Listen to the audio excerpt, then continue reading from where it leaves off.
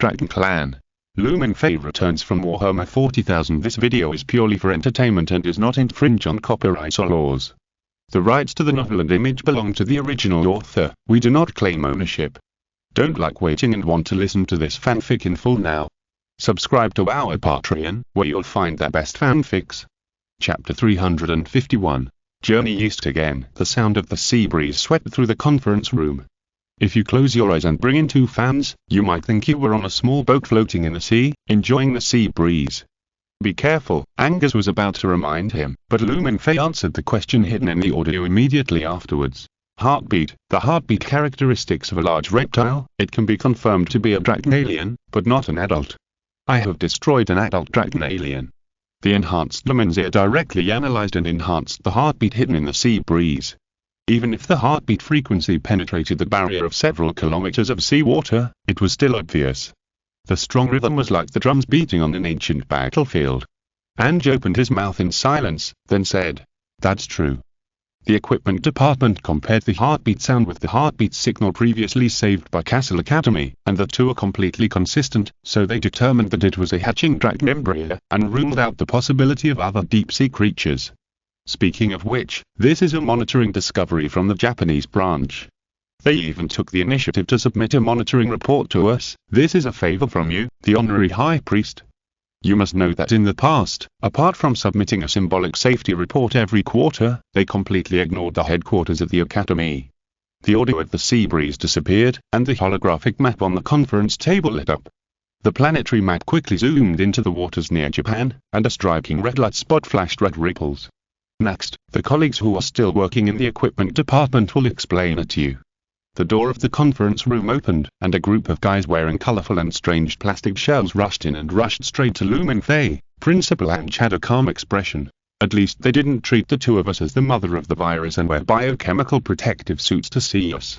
However, when they saw that Mingfei was not wearing armor, the enthusiasm of this group of Kamen Riders was immediately reduced by more than half, but they still walked to Mingfei very warmly to shake hands and ask for a photo, and asked the Captain Luen they could be recruited into the organization of the Sword of Revelation Legion, except for the original cult of the God of Alchemy and Machinery. Nearly half of the personnel in the equipment department have joined the Sword of Revelation Legion, and the mental screening assessment set by the Chief Alchemist Sergeant was 100% passed, and there was not a single guy who failed the mental screening test. All of them are top students in science plus bomb maniacs plus otakus, and without exception, they said that they would make weapons and bombs to go to another universe to kill demons, bugs, aliens, save mankind, etc. It's so cool.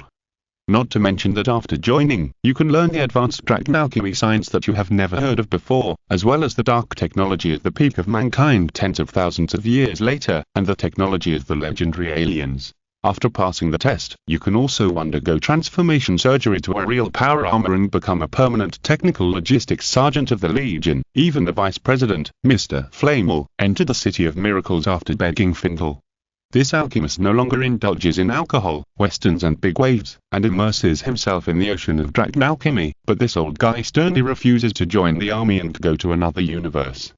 The embryonic heartbeat signal was discovered by the Rockflow Research Institute of the Japanese branch half a month ago, but the strength of the heartbeat signal at the time made these idiots think it was just a large deep-sea creature like a shark or a killer whale. It was not until a week ago that they realized that something was wrong. The heartbeat frequency data from the bottom of the sea was soaring exponentially. Deputy Director Carl of the Equipment Department began to explain to Mingfei and Principal Ange. The holographic image changed different pictures with his words, just like a PPT course that had been prepared long ago. Currently, this sea area has been monitored by the Rockflow Research Institute. The heartbeat signals it receives come from the Japan Trench, which is integrated with the Kural Trench, Okazawa Trench, and Mariana Trench, and is thousands of kilometers long. From a geological point of view, it is the dividing line between the Eurasian Plate and the Pacific Plate. The Pacific Plate rushed under the Eurasian Plate, and a very deep crack was formed at the junction. The deepest part of the trench is called the Tuscarora Deep, with a depth of 8,513 meters. Before the Fitzark Deep in the Mariana Trench was determined to be the deepest in the world, the Tuscarora Deep was considered to be the deepest in the world. I'm sorry, Deputy Director Carl, I'm very presumptuous to interrupt your geography science class, but I think we should get straight to the point. And interrupted Deputy Director Carl's introduction. The Japanese branch used sonar to scan the depths of the abyss and determined that there is a creature hidden deep in the Tuscarora abyss, a powerful creature with a strong heartbeat that is getting stronger and stronger. We don't know much about the abyss, but we guess that it must be the best hatchery and refuge for dragons, and the more than 8,000-meter deep seawater barrier is its protection. At the same time, the Japanese branch also shared a top-secret file with us. Angus clapped his hands, and the holographic image changed from a trench map to a majestic icebreaker with a red 5-star inlaid on the white go. Lenin, the world's first nuclear-powered icebreaker, originally belonged to the Soviet Northern Fleet. On the eve of the disintegration of the Soviet Union, this red behemoth violated the orders of the Northern Fleet and sailed to the Sea of Japan, but when it was close to Japanese territorial waters, it sent out a distress signal and sank to the bottom of the sea before the rescue ship of the Japanese self-defensive forces arrived. From the analysis of the sinking location, the Lenin is likely to have sunk into the Tuscarora abyss, and there suddenly appeared a heartbeat signal of a dragon embryo. It's hard not to associate these two things together. So the Japanese speculated that the Lenin secretly carried a dragon embryo. A lot of memories came to Mingfei's mind, all of which came from the environment when he was besieged by the ever-changing demon lord in Siberia. In that illusion that seemed to be impossible to get out of, the Black Swan port was frozen at a certain moment before it was burned. On the way to destroying 9,000 dirty aliens, he read many data files stored in the port and knew that the Lenin was the ship responsible for delivering supplies to the Black Swan port. According to Renate's oral account, Dr. John von Herzog, the head of the Black Swan port, and another mysterious Major Bondrev left Siberia on the Lenin. If the dragon embryo on the Lenin came from the Black Swan port, then it is very likely the bloodline of the decaying black snake or black dragon Isabui. Isabui is a god of loyalty, piety and responsibility in Greek mythology. This black dragon, just like its name, loyally guarded Luminx, the incomplete Black King, for thousands of years. After its physical death, it was used as a genetic experiment factory by humans, and then was forcibly controlled and awakened by Luminx, who escaped from the Black Swan port to defeat the Su-27 fighter group that attacked them. Finally, the Dragon King behind the scenes who imprisoned Luminx in the safe harbor picked it up like picking up garbage and threw it into the farm underground in the city of O23 in Novosibirsk as the raw material of golden holy syrup. Even a clone of Luminx/Mingfei was implanted in his head to increase its blood activity. Fortunately, he finally got eternal peace. But why did this ship sink in Japan? Is it because the trench environment there allows embryos to hatch secretly? Mingfei subconsciously thought of the White King, but this alien, which was the biggest threat in the history of the dragon race, had already been destroyed by St. Lino and the two Orlog-level divine machines. Its dragon bone cross was stored in the City of Miracles, waiting for the alchemists to research a more valuable use method. After a brief thought, Mingfei decided to go to Japan in person to take a look, and at the same time recruit qualified hybrids from the Japanese branch as new recruits for the Legion. And as a Jerry, Mingfei thought of the child who was born with a powerful but unstable destiny. Now the technology mastered by the Sword of Revelation Legion may be able to solve the defects of her physical bloodline. Recalling the short time they spent together in the past, Mingfei suddenly felt strange, complicated, and numb in his heart. The time I went to Japan before was when I was most fanatical about my faith in the Emperor. In addition to constantly shouting in battle, I also secretly created a combat nun ritual for Usagieri, muttering all kinds of holy words. I hope Eri is in good health during this period, and don't memorize the Japanese version of the record of the holy words too well. So what is your plan to destroy this embryo? Mingfei asked, thinking while listening to Deputy Director Carl's analysis. Referring to previous plans, they usually prepare a bomb, and then let our executive department send people to blow up the target. And reminded. Indeed, we call this method highly efficient. Deputy Director Carl raised his chest proudly. Our first tentative plan is indeed to blow it up. We use 16 Blue-117 modified bunker buster bombs to be sent into the deep sea 7,500 meters through torpedo thrusters. The bombs will then drill all the way through to the seabed and detonate simultaneously, flattening the seabed along with the dragon embryos. We also save the trouble of accurately locating the embryos. I usually have full confidence in the power of the bombs produced by our equipment department. Anger nodded. Then will there be any adverse consequences of the explosion of such a bomb? For example, affecting the ecosystem, residual substances or something. In theory, it's okay. The worst consequence is that the 4 Japanese islands slide into the sea. After all, Japan's foundation is quite unstable. Deputy Director Carl began his geography class again. From a geological point of view, it is located at the junction of the Asian plate and the Pacific plate, with frequent volcanic eruptions and earthquakes, and this underwater explosion is at the nuclear bomb level, which is likely to cause large-scale plate landslides. Of course, this is only the worst consequence in theory. Under normal circumstances, it may bring some earthquakes and tsunamis to the coast of Japan, but to be honest, Japan, which is located on such a fragile foundation, will sink sooner or later. Even if we don't bomb it, it may not sink. Why don't we bomb it first? Stop, stop, stop. We're the Dragon Slayer secret party, not terrorists. Isn't there a safer way that doesn't destroy the country or the world? Angus raised his hand to surrender to this group of bombers. Leave it to us, Mingfei said. The primitive electronic remote detection method will be interfered with by the spiritual realm of the Dragon Embryo, so we will use artificial methods to dive into the depths of the trench to detect the specific environment and determine the location of the Dragon Embryo, and then we will destroy it on the spot or prepare safer and more harmless purification methods according to the situation. Man, deep diving.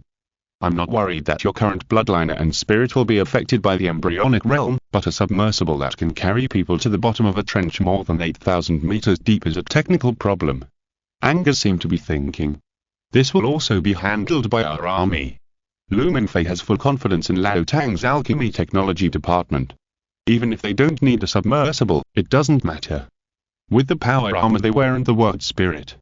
Word spirit that can move freely underwater regardless of water pressure and breathing problems, they can directly explore the deep sea. When do we leave? Do you want to take my slate near? 1 day later, I need some time to prepare and say goodbye to my mother. As for the vehicle, I won't bother you. Our army now has its own air vehicle. Mingfei responded politely. Your army's system is completely independent and mature. Angus adjusted his glasses. Do you mind giving me a ride? I haven't been to Japan for a while. Angus and the people in the equipment department left, and Mingfei was the only one left in the conference room. Suddenly, a figure in a small suit appeared beside him, put his feet on the conference table and sat down comfortably. Are you neglecting your duties? Mingfei glanced at Lumens coldly. Didn't I also show up to find you when my original body was being tricked? Don't make a fuss all the time.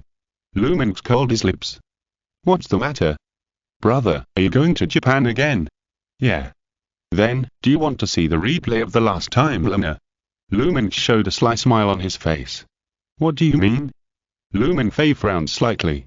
You spent your first 2 rounds pursuing love and failure, and the time in Japan was the worst, Lumens said with a smile. Now brother, you only need to take a look at the replay of the last time, Luna, and you can save the steps of reasoning and revealing the truth. After you go to Japan, you can just pull out your gun and kill whoever, and then you'll pass this dungeon, and it's a perfect evaluation. No need, Mingfei refused. I will face what I have to face, whether it is heretics or aliens, or demons that are not extinct, they will all be crushed by me and my warrior brothers. Chapter 352. My sissy brother turned into an armor giant south of Tokyo, Japan, in the suburbs of Yokohama, Kanagawa Prefecture. This is a deserted coastline. Before World War II, it was a continuous fishing village.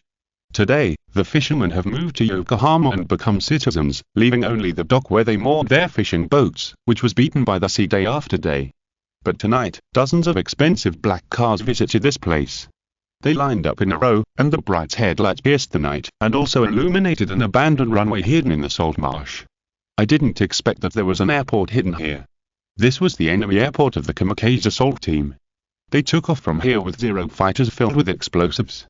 In order to ensure that the combat radius could reach the US aircraft carrier formation, this airport was set up very close to the sea. Now the abandoned planes are piled here and allowed to be corroded by the sea breeze, and even this sky is under the control of the US military.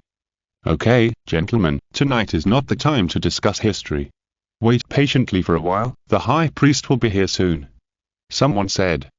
The few people who are surrounded by men in black suits at the front of the team stopped talking. The whistling of the sea breeze and the slapping of the waves filled people's ears again. The black windbreaker he was wearing was rustling in the sea breeze. Yuan Zishan glanced at those people. The golden family crests on the chests of their kimonos had already revealed their identities. 16-petal chrysanthemum, red devil, horsehead, phoenix, spider, yaksha, including himself. There were 7 heads of the 8 families of Sheki gathered here, waiting for someone to come in a line in this wasteland. This was the first time in the history of the Japanese branch that such a grand welcome had appeared. The Japanese branch has always been independent of Castle College and the secret party and has formed its own mixed-race system. The secret of being the descendants of the White King has been well sealed by them. In recent years, they have begun to dislike the babies coming from the college headquarters. Not to mention holding a welcome ceremony, every student or specialist who returns from a business trip to the Japanese branch will have more or less sequelae. Each of them feels that the Japanese branch is a place like hell, where they are abused in every way and have no human dignity at all. At the same time, they also clearly and deeply recognize the culture of the strong pursued by the Japanese branch, and only the strong among the strong will be respected. Before this, the Japanese branch only had Hilbert Jinange, the strong man in the headquarters, but now there is one more, the only one who cannot be surpassed, an absolute strong man. The 8 snake families later watched the video that the head of the Miyamoto family risked his life to shoot from the night food field. It was as if the 8-headed monster, as tall as the sky and earth, was dancing wildly in a thunderstorm that seemed to be the end of the world, and its roar shook the earth. Even though they were separated by time and the screen, the blood pressure of the Yamato no Oroku almost suffocated the heads of the families present. The dragon blood flowing in their bodies all came from this ancestor, the once supreme White Emperor who was erased from the history of the dragon family. It is hard to imagine that if this awakened giant beast really broke through the night food field, the Ultraman of Tsuburaya Productions could not run to reality to save Japan or even the whole world. And the boy, who was less than 20 years old, exuded the iron blood and coldness of fighting on the battlefield for 100 years, and walked out of the collapsed night food field carrying the cross-shaped corpse of the White Emperor. After the little farce of a fool's dream, the 8 snake families finally chose to surrendering to the feet of this unprecedented absolute strongman. However, during the past 6 months, Mingfei, who left Japan, did not ask for funds and supplies from the Snake 8 families. At most, there were only a few newest or internally tested game discs. This was not a difficult task. With the size of the family, he could just go directly to Sony, Nintendo or Capcom to get or buy them, and get an extra copy for airing. Yuan Zishan couldn't help but glance at the old man with grey hair and a faint smile on his face not far away. The head of the Inuyama family showed full enthusiasm and courtesy to the honorary high priest. Not long ago, he packed up a large number of young and beautiful girls from his agency and sent them to Castle Academy. It is unknown whether he wanted to capture the heart of the young and energetic hero through beauties to achieve a marriage and tie Mingfei to the Inuyama family's car, or to be more straightforward, as the head of the Yuma family despised, it was to obtain his genetic sample. However, based on the information received now, it seems that the head of the Inuyama family did not succeed. Mingfei did not fall in love with any of them, and no girl could climb into Mingfei's bed, so that Crow and Yaksha often secretly discussed behind their backs whether the high priest's XP was biased towards mature women or mature women. There was a proposal within the Snake 8 clan to pair up the head of the Uzechi family with the high priest, and tie the boy who killed the White King and the White King's dragon bones to the chariot of the Snake 8 clan, but it was soon opposed by most people, including Yuan Zishan. He didn't want Era to be used as a tool for family marriage, which was no different from the family's previous practice of using Era as a weapon. And most importantly, he could foresee that Mingfei would step into a more terrible battlefield and a more vast war in the future. Even though Era has such a destructive and powerful power as judgment, she is still a girl who has not experienced much in the world and is full of yearning for the beautiful part of the outside world. She wants to go to Hawaii, Paris, the Alps, and the Great Wall. She deserves better things, not to be used as a weapon to go to the cruel and bloody endless battlefield. Thinking of Era, Yuan Zishan's heart sank again. During this period, Era's body had more and more strange phenomena. Although she herself was not aware of anything, she would sit on the tatami and meditate with her eyes closed every day except for eating, sleeping, reading comics and playing games.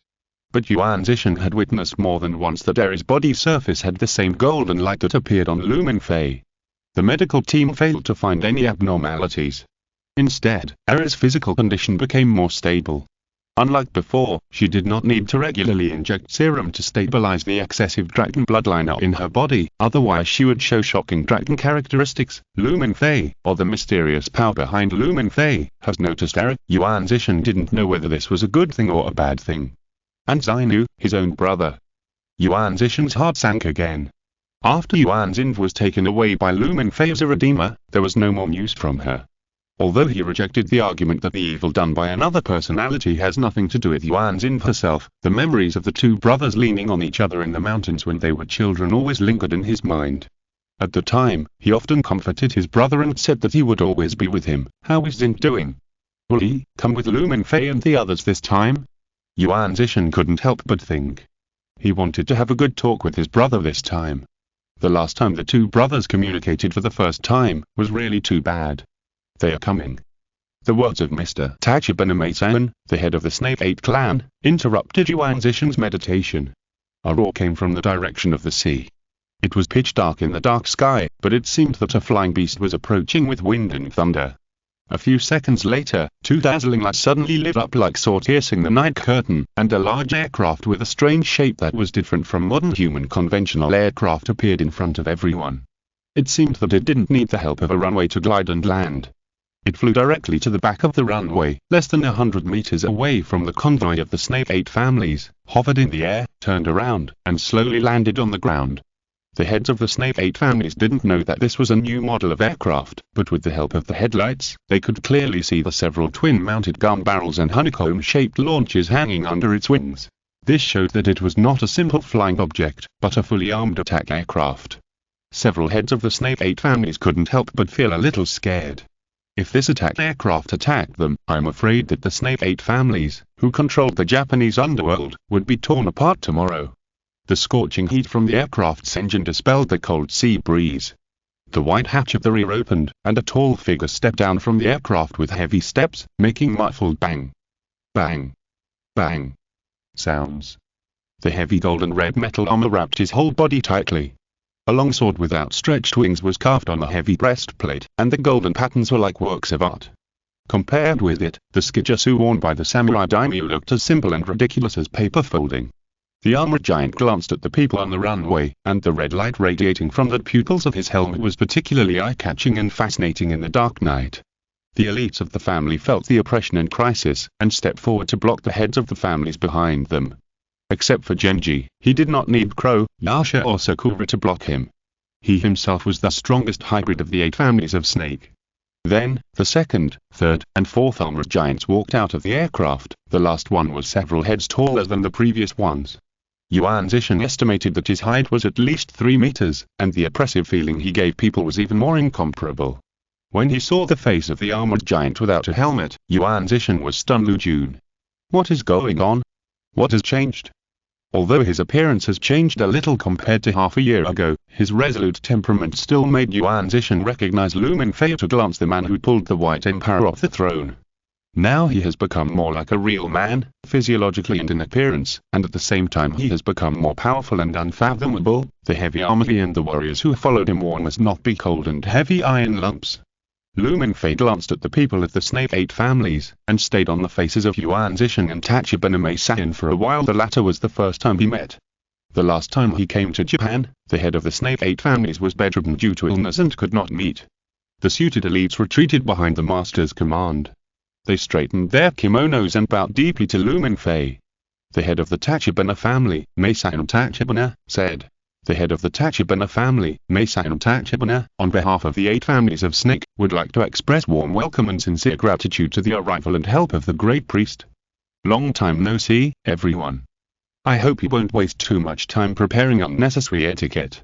We came here to clear up troubles, Lumenfei said calmly, and by the way, complete your contract of submission to the Sword of Revelation Legion.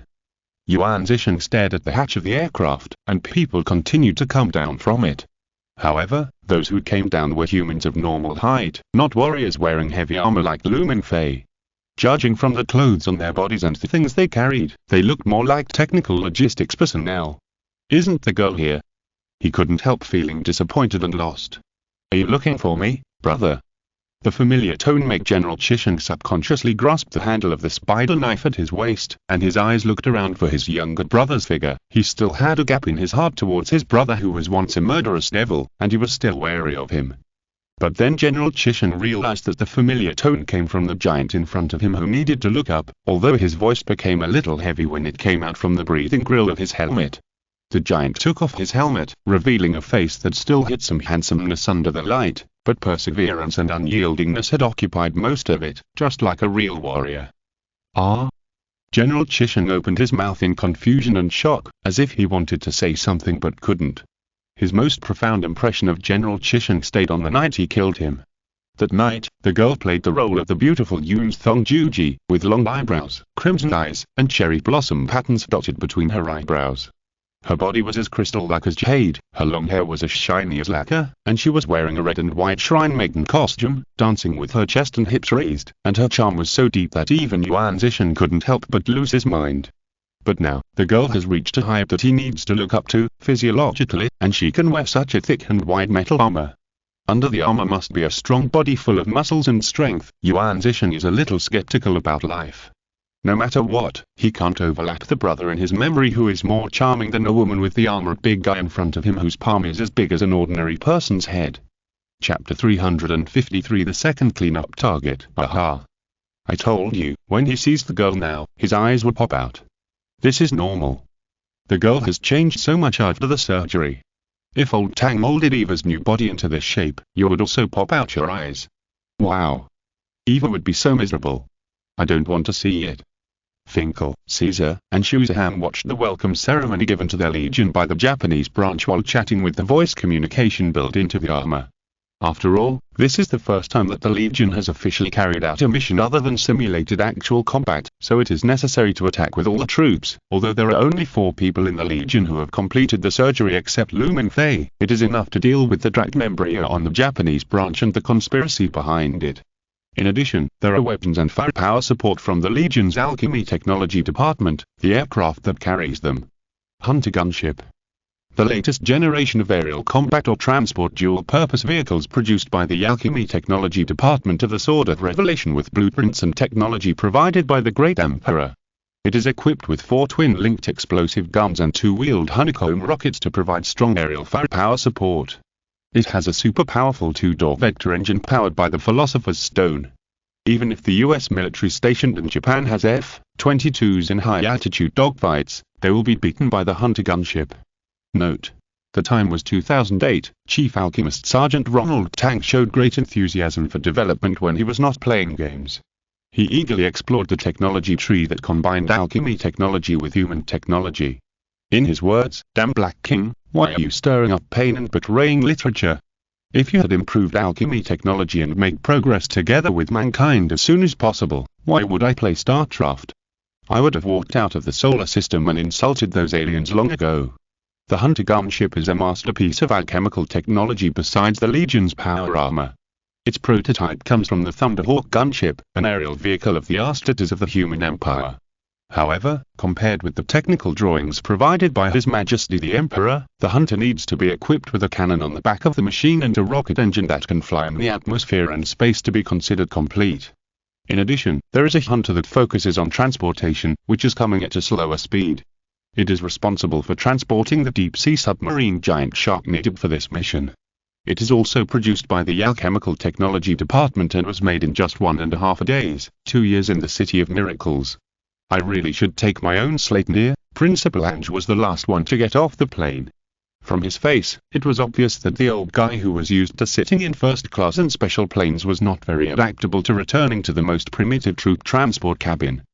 Principal, you are lame. Look at the members of our technical department, each of them is energetic and vigorous. Fingal laughed. Angus glanced at the technicians from the Alchemy Technology Department of the Sword of Revelation who were accompanying him. He couldn't figure out what kind of change of mindset these lunatics from the former equipment department had that made them run to the Japanese branch that they had avoided before. The answer was, of course, it's worth it to see the strong men of the Legion fighting against the dragons, even if they die. The Japanese branch also expressed a warm welcome to Principal Angus. Before Mingfei, he was recognized as the strongest man in the Japanese branch, but he just nodded calmly. To him, the secrets and tricks hidden by the 8 snake families were no longer worth mentioning. The White King had already fallen, so what kind of waves could a hybrid with only a trace of his blood in his body make? What's more, the new generation of dragon slayers who killed the White King were standing aside. So Angus walked towards the head of the Inuyamahi family with a smile on his face. The 2 old men were like old friends who had met after a long time, laughing and opening their arms to hug each other vigorously. The old guy is quite flirtatious. Hasn't he always been like this? Fingal and Caesar, who were bored, complained in a low voice, and Shuzaham just listened silently.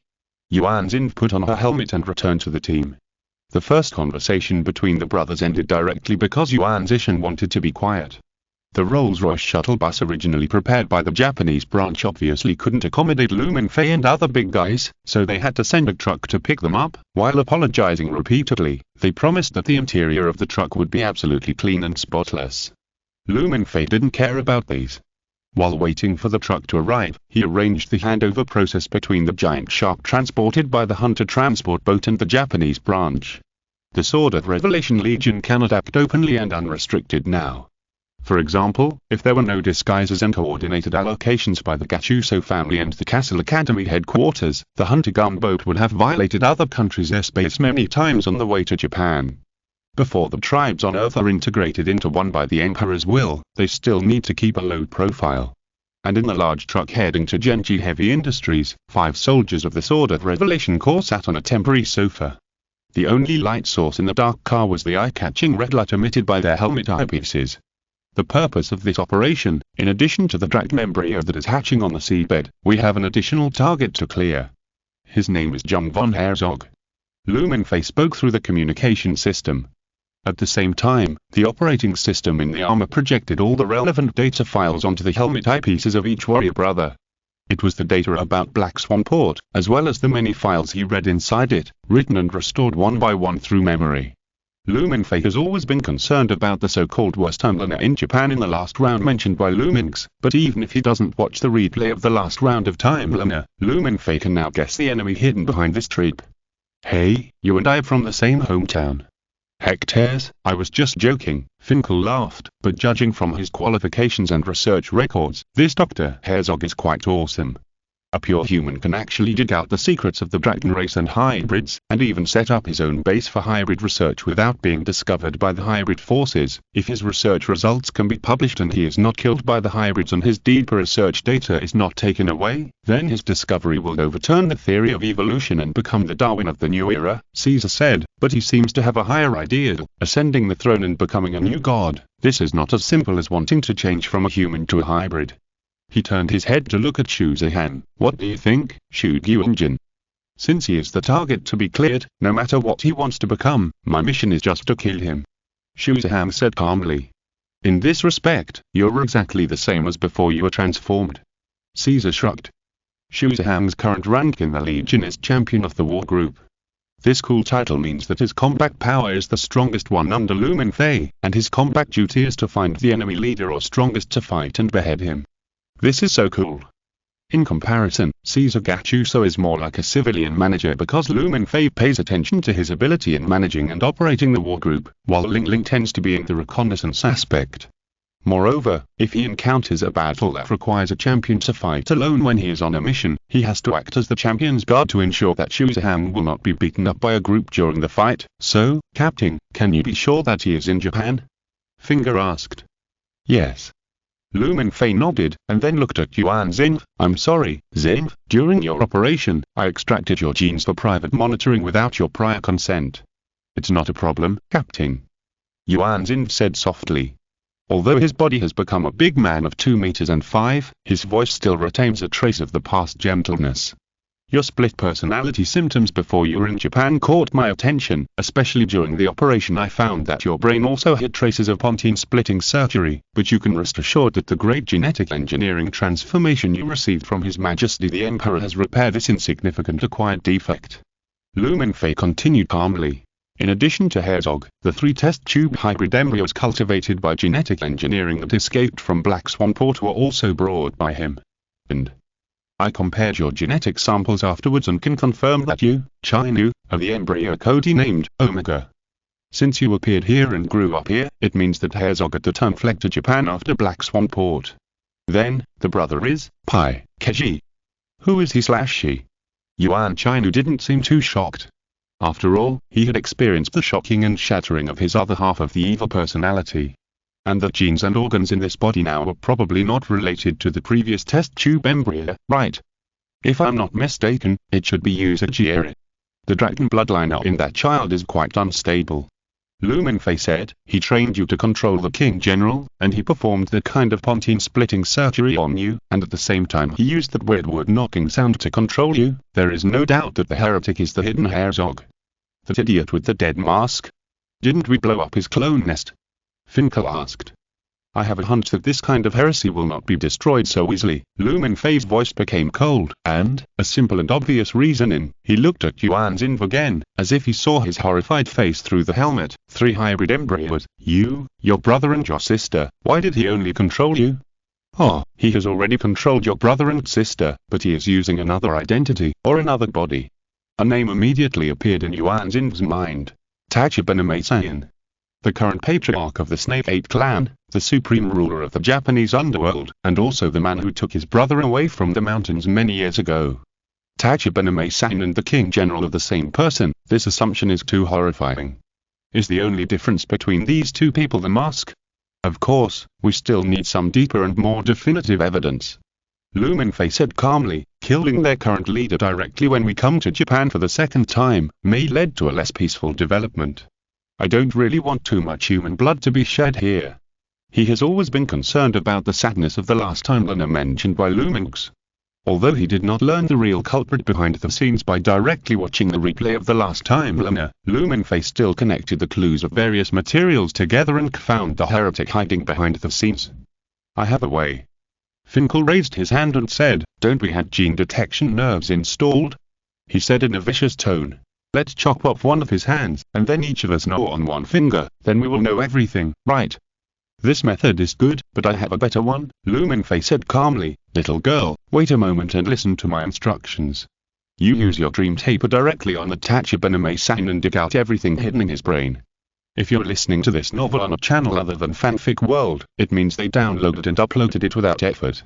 We cordially invite you to visit our channel, Fanfic Novel, as there you'll find the original version of this story and you can explore many other novels of various genres. We're waiting for you to immerse yourself in a world of incredible novels. Chapter 354. Airing.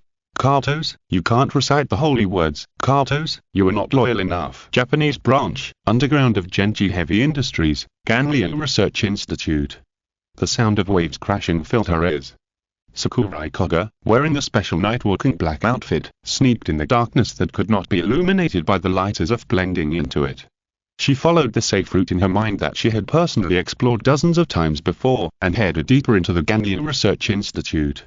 Half a year ago, Kaguya erased all information about Sakurai Koga from the database and arranged a new identity for her. Now her name in the Snake 8 families is Miyamoto Yumi, and she works as a research assistant in the Ganliu Research Institute.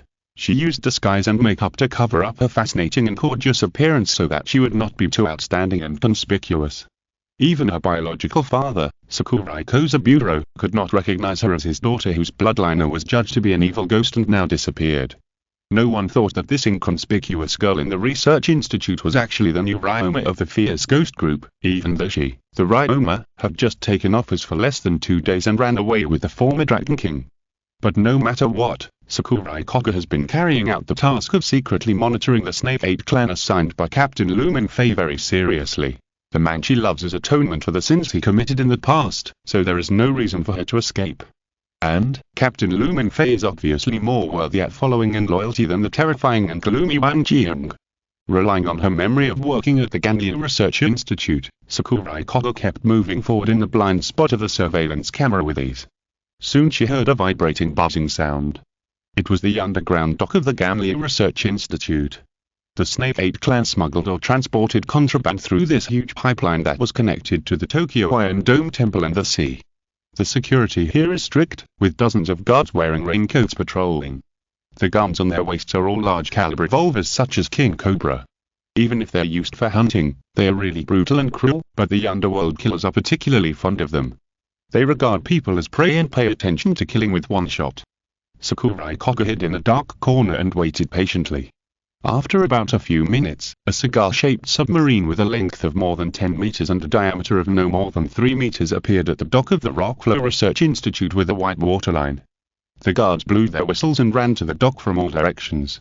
Taking advantage of the guards' distraction, Sakurai Koga quickly moved to the next hiding place and continued to observe and wait for an opportunity. The crane hoisted the unmanned submarine in the air, and the mechanical arm clamped out 2 metal tanks about 2 people's arms thick and 3 meters long from the cabin. They looked like extended crude oil barrels. The purpose of Sakurai Koga's trip was to find out what was in these tanks and where they were to be transported to in this building. It sounds like this is more like the work of the Metropolitan Police Department Criminal Division Police or the Internal Inspection Team of the Snape 8 families. It is not her job to check the transportation of contraband from the Snape 8 families, but what if those guards are all members of the Yanya clan? After the death or disappearance of the three high-ranking members of Ryoma, Dragon King and Ujing, the Yanya clan suddenly became leaderless and scattered. Under the leadership of Tachibana Meisan, the Snape 8 families launched a war of extermination against the Yanya clan with thunderous force, sweeping across one city, one road, 2 prefectures and 43 counties. The superficial bloodshed and casualties alone have made the Japanese Congress plan to introduce a new anti-gang bill. At the time, Sakurai Koga had become Miyamoto Yumi, an intern assistant who had just entered the Gamlia Research Institute, nodding and bowing to the seniors to familiarize herself with the environment. She did not take the destruction of the Yanya clan too seriously, and now she was powerless against those compatriots who were judged as ghosts by their families. Until last month, she suddenly found some familiar faces in the new guard team from the Gamlia Research Institute. Sakurai Koga was once a core member of the Ghost Clan, and she had some impression of the ghosts under her command in the past. Soon she was sure that these people were former members of the Ghost Clan. The Ghost Clan, which was thought to have been destroyed under the attack, actually sneaked into the eyes of the Snape 8 families. How did they do this? Kaguya saves the information of every ghost who defected from the family unless they are like her. Someone asked Kaguya to delete and arrange new identities for them. Sakurai Koga couldn't help but feel cold all over. She remembered what Wang Jing had said before. The Ghost Clan is the shadow of the Snape 8 families.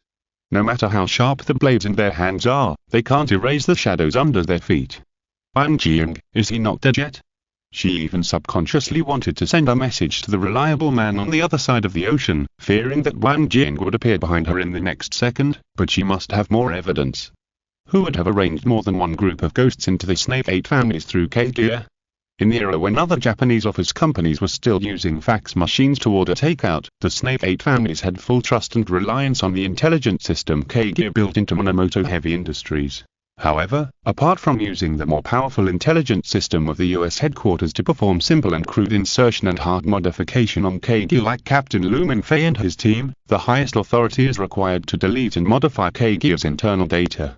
In Sakurai Koga's cognition, there are only 2 such people. Minamoto Kisei, the youngest current director of the Executive Bureau in history, and Tachibana Meisan, the patriarch of the Snape 8 families. The matter is complicated and confusing, and Sakurai Koga does not want to disturb Lu Mingfei rashly, so he decides to investigate in depth alone first. The transportation of goods in the underground dock was the starting point for the investigation. She noticed that the guards composed of these ghosts had a unified schedule and rotated with the normal staff of the other shifts. Every time it was their turn to be on duty, the goods that came down from the unmanned submarine were all these uniform long metal cans. Then these cans seemed to disappear in Genji Heavy Industries. No one knew where they went, and there was no information about them in the Rockflow Research Institute. Recently, the frequency of transportation of these cans is increased, with 1 trip every night, so this group of ghosts was divided into 2 shifts to supervise in turn. The heavy airtight door on the pipe wall opened, and a man in a white coat hurried out and passed the guards to the side of the metal cans. After confirming that they were intact, he used an alcohol sprayer to disinfect the surface of the 2 goods. Obviously, they were quite important and quite dangerous. Sakurai Koga seized the opportunity and sneaked into the airtight door that was not closed like a ghost. She used her hands and feet to hover on the top of the door. As she expected, the jars were loaded onto a cart and pushed into the airtight door by 2 guards. She followed the man in the white coat towards the unknown depths of Genji Heavy Industries. She followed them silently like a spider, and secretly memorized the new route. The 2 jars were finally transported to an elevator. 1 guard escorted each jar in turn. When it was the man in the white coat's turn to enter the elevator alone and the elevator door was about to close, Sakurai Koga, who was hiding in the dark, quickly got into the elevator. Before the other party could even react, he could only see a pair of dazzling golden eyes. With the gentle and sleep-inducing dragon chanting, the man in the white coat suddenly sat limply on the floor against the elevator wall and fell asleep in a daze. Word spirit. Hypnosis. This is Sakurai Koga's word spirit. Calculating from the time they had been in and out of the elevator, Sakurai Koga would not have much time to ask questions. She whispered to the man, "What's in the jar?"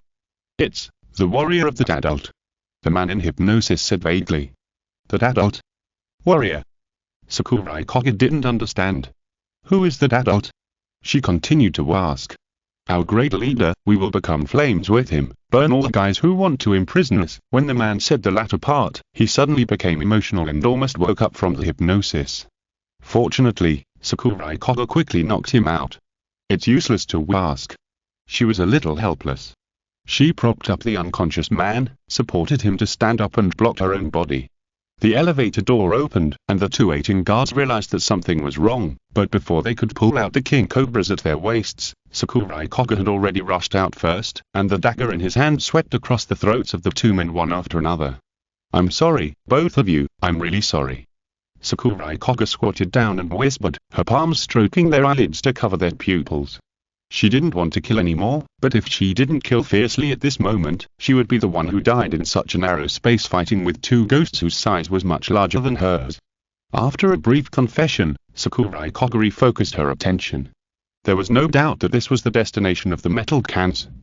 The elevator indicator light behind her wrote JO with a deep red light. This is a foreign word, derived from the Naraka in the Buddhist scriptures, which is the deepest part of hell, the infinitely fallen void.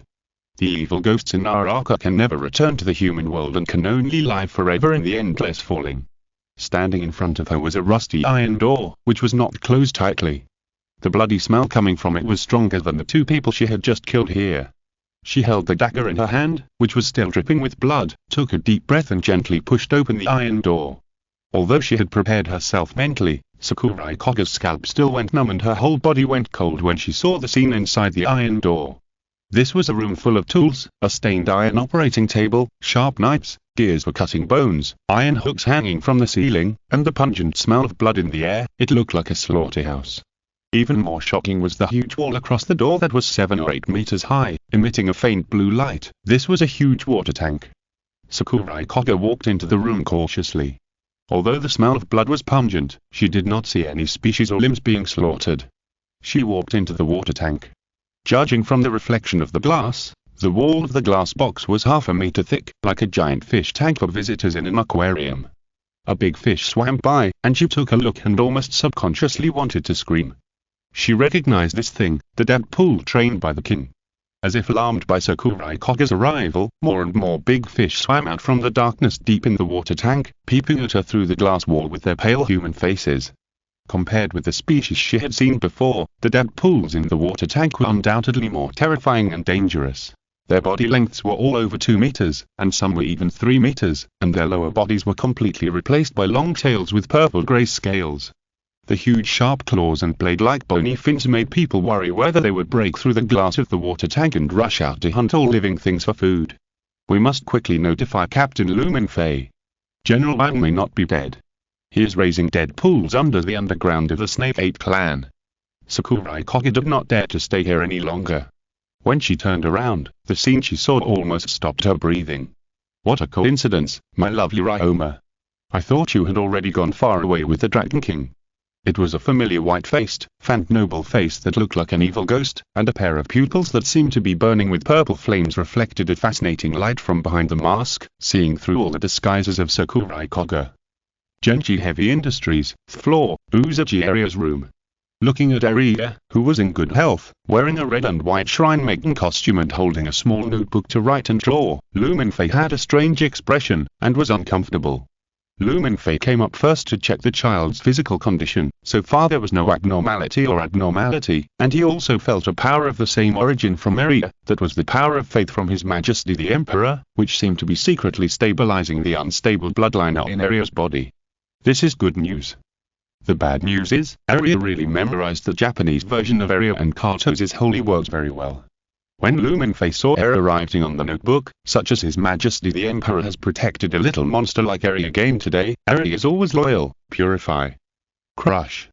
For the Emperor, let Area bring death to the Emperor's enemies. When the Emperor walks in the world, Area is his loyal follower. He didn't know why he had a very strange feeling, so much so that he had to maintain his facial expression. Soon he understood why he had this feeling. When Area took the Aryan Kato's holy words and asked him and supplemented the holy words in it, he realized that he had completely forgotten these sentences that he had said and translated into Japanese. He had no impression at all. Normally, Mingfei's memory was not affected after the transformation surgery. He still remembered every bit of his 100 years of service in the Weepers, but he couldn't remember any of the holy words and prayers that he should have memorized by heart. The only explanation is that when the Emperor underwent the transformation surgery, he intentionally deleted this part of the content from his brain. So Lumenfei looked at the holy words in the notebook with a sad face and was speechless again and again. Harry, with a puffed up face, wrote this sentence on the notebook and pasted it in front of Lumenfei. Kartos, you can't recite the holy words. Kartos, you are not loyal enough to the Emperor. Chapter 355. Tachibana Prince Herzog. The cargo elevator slowly descended, carrying 2 guests weighing several tons each from the floor of Genji Heavy Industries to the 30th floor. The conversation with Eric wasn't very pleasant. Genji Chino asked in a low voice. He noticed that Lumenfei's expression was a little abnormal, and it had been like this since he came out of Uzuchieri's room. No, the more Lumenfei thought about it, the more embarrassed he became. He covered his face and sighed helplessly. I can only say that my actions at the beginning gave her a bad guidance and impression. After the things here are dealt with, I have to reshape her normal and correct thoughts and behaviors. It may not be too easy. Genji Chino nodded, not quite understanding. Also, why didn't you go in and try to communicate with your sister just now? His Majesty the Emperor once said the changes in physical genes do not mean that we are separated from humans. The emotions we have are an important support for us to still be human beings. I am not ready yet. I don't know how to talk to her. Genji Chino said in a low voice. He had never met Era before, but he felt disgusted with her. He thought that she was a person that his brother, General Chishin, had used to replace him, and that he was using his pampering to relieve his guilt. But in the end, they were all siblings from the same origin. Although he had thrown away these childish ideas after surgery and mental transformation, he still felt that he was not ready to face his sister. It's okay, you still have plenty of time. Can you answer my question, Lu Jun? Why is Era the sister of Chino? Era and I are not related by blood, she is just. General Chishin, who was standing in the corner of the elevator, finally couldn't help but speak, but he was interrupted by General Chino before he finished. Don't worry, brother, the next step is to reveal all the answers. Indeed, you should be mentally prepared to accept everything, so that your emotional fluctuations will not be too strong later. Lumenfei said. A strong vibration came, and the bright red number on the indicator board indicated that the freight elevator had reached the 30th floor. The thick elevator door opened to both sides, and General Chishin's assistant Yabuki Sakura had been waiting for a long time. Before Yuan Zishin could react, Lumenfei and Yuan Xinyu stepped out of the elevator first. Without Yin's guidance, the two of them walked forward on their own. Yuan Zishin, who didn't know why, could only follow them quickly. The decoration of the 30th floor of Genji Heavy Industry was in a soft Japanese style, the strategic department of the 8 snake families. Yin ran to the front and opened a sliding door for Lumenfei. Behind the sliding door was a spacious room. The interior decoration was in the style of a Japanese Shinto temple. The granite walls were carved with various Shinto ghosts and gods, from the solar man Matarasu and Tsukairama to the mighty Susanoo, and there were also ferocious demons, some with lion-like faces and fangs, and some sitting cross-legged on a pile of skulls. The wind and clouds surrounded these gods and demons, like 100 ghosts parading at night, which was chilling. But now, even if they were able to get life and break out of the wall, they would not bring any fear to the outside world, because they would only be ruthlessly crushed by the 2 steel giants who stepped into the room. In front of the large stone table with black and white colors forming a circular taikai pattern, the heads of the 8 Sheki families who were waiting there stood up and bowed to Lumenfei. Previously, in the open space outside, Lumenfei and the metal armor he wore only gave people a feeling of being very tall. Now they personally felt the strong sense of oppression brought by Lumenfei. Every heavy step he took was like a sledgehammer hitting the hearts of the heads of the families, making them unable to think of anything other than bowing down. Another one, his calm face was like a painting. The heads of the families couldn't help but look at Yuan Zishin who had just entered the door. The 2 men looked too similar, but they had never heard that the head of the Yuan family had a brother. But, what about the 3 warriors who followed the high priest? They were not by Lumenfei's side. Where did they go? Even if the 5 heads of the lower surnames had many questions, they had no right to ask now, and no one would answer them. Lumenfei had been to this room before in the Awakening Temple. At the time, the Snake 8 clan was still not so smart as to want to buy the White King's dragon bones from him. He saw that Angus was also there, but he was sitting in the corner of the room drinking tea leisurely, perhaps waiting for the end of this late-night meeting to meet with the head of the Warhammer family, with whom he was familiar. "Welcome again, Your Excellency the High Priest. You're indeed the kind of person who is vigorous and resolute. With your help, this dragon crisis in Japan may be perfectly resolved without bloodshed." The head of the Snake 8 clan, Tachibana-san, said with a smile. Although he looked like a white-haired old man, his natural and friendly smile had the confidence that he could control everything in his hands, as if he was a natural leader.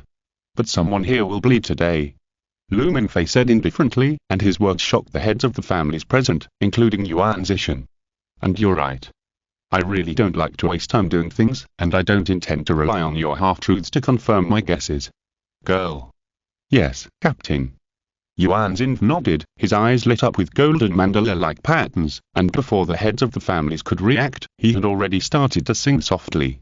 The lost ancient language had an unusual beauty of rhythm, like a hypnotic ethereal short song. The transparent domain quickly expanded and enveloped the entire awakening temple. Everyone was fascinated by the sound, including Angus. He could have used Time Zero to escape from the domain of the word spirit in time, but because he trusted Mingfei and looked forward to what was going to happen next, he chose to stay. The whistling and piercing wind echoed in their ears, and the heads of the 8 families of Sheki suddenly found that they were no longer in the awakening temple, but in a white snowfield. The sky-high flames burning in the distant buildings illuminated their location. The word spirit. The Dream Taper, this word spirit belonging to the Source Girl, has now been developed with more functional effects, and is no longer limited to the mental control level of simply dragging people into nightmares and killing them. The Dream Taper now applied to Tachibana-san as one of its functions, which directly extracts the target's brain to replay that past memories retained by it in a simulated manner. Mingfei believes that this word spirit is of great value even in the war universe, and can efficiently obtain important information and intelligence without lengthy interrogation, even if the target is a demon. Because of the extremely high proportion of dragon blood in her body, the faith furnace in the Source Girl's body is one size larger than that of other people, second only to Mingfei. There is sufficient faith to stabilize the body and protect the spirit, so even if the target of the interrogation is a demon, the Source Girl will not be affected by the possible chaos pollution. Of course, like the demons under the command of the chaos evil god Tzinch, the information in its brain cannot be fully trusted. Yuan Zishan did not find that figure of Tachibana-san among the family heads. He wanted to ask Mingfei and Yuan Zin what they had done, but he could do nothing. He stood in the snow at a loss like the other 5 family heads, as if they were still surrounding the black and white Taikai stone table in the awakening temple. Mingfei and Yuan Zin stood at the other end of the snow. Their figures cast tall shadows in the snow. The red light emitted by the helmet eyepieces was very eye-catching in the dim wind and snow. Bang! A gunshot that could not even be covered by the strong wind woke Yuan Zishan. He thought that the person who was shot would be a family head. Mingfei's purpose was to shuffle the 8 families of Sheki here, but he found that the gunshot came from the snow they were surrounding. A man sneaked up on another man, and the cold gunshot from behind made him fall in the snow. It seemed that Yuan Zin was operating, and the scenes they saw were constantly fast-forwarding and jumping to directly watch the valuable parts. So Yuan Zishan soon saw that the man who was attacked from behind survived, even though his chest was pierced and his skin was burned by the flames of the bomb explosion. He dug out the supplies he had prepared for his escape, used medicine to heal himself, exchanged a batch of platinum crucibles for money, and used a forged identity document to pursue the man who attacked him all the way to Tokyo, Japan. Then he had plastic surgery on his burnt face in Japan. The chill suddenly rushed into his heart, and Yuan Zishan shuddered. He saw the face that looked much younger but still familiar after the plastic surgery, Tachibana-san, the face that was as gentle as a kind father in front of him. In Tachibana-san's conjectures, plans, and notes, Yuan Zishan got more information. The man who sank the nuclear-powered icebreaker into the Sea of Japan was the man who attacked Tachibana-san, named Bondrave. Tachibana-san therefore guessed his whereabouts and found him in the sea where the Lenin sank. He shot him into a hornet's nest with a submachine gun across the ship and the cabin of the small boat. As expected of his father, General Chishan thought that Tachibana-san still occupied a very important part in his heart. These things in front of him might just be Tachibana-san's hidden past. Everyone has their own unknown past. But soon, this idea disappeared from his heart without a trace. Tachibana-san found a black leather notebook from the boat and determined the identity of the dead person in the boat through the contents inside. General Chishan could not see clearly what was written in the notebook. Tachibana-San's speed of flipping through the notebook was deliberately accelerated, almost 2 or 3 pages per second, but it can be confirmed that Bondrev wanted to sneak into the Snape 8 family in Japan to obtain the secrets about the White King. Then, Tachibana-San inherited everything from Bondrev. He found Bondrev's base in Tokyo, the old-style apartment that stored precious and deadly ancient dragon fetal blood, as well as the preliminary products of evolutionary medicine that catalyzed the bloodline of hybrids. He danced on the floor of the room in ecstasy. The scene changed, and General Chishan's pupils shrank. He saw that there was another container in the room that contained a human embryo, with the symbol. He immediately thought of Era. He had wondered why the floor where Era was located had this special symbol, and what special meaning it had. He had never expected it to be so simple and straightforward. The code name of a product. General Chishan also saw the refrigerated containers with the code names but they were empty. But the scene fast-forwarded to 10 years of Tachibana-San's development in the Snape 8 families, and quickly jumped to the day when he finally found the end hidden by Bondrev. No, General Chishan's mind went blank. He saw Tachibana-San step into the familiar mountain town and find himself, who was only 13 years old, and General Chishan, who depended on him for life. The two of them weren't.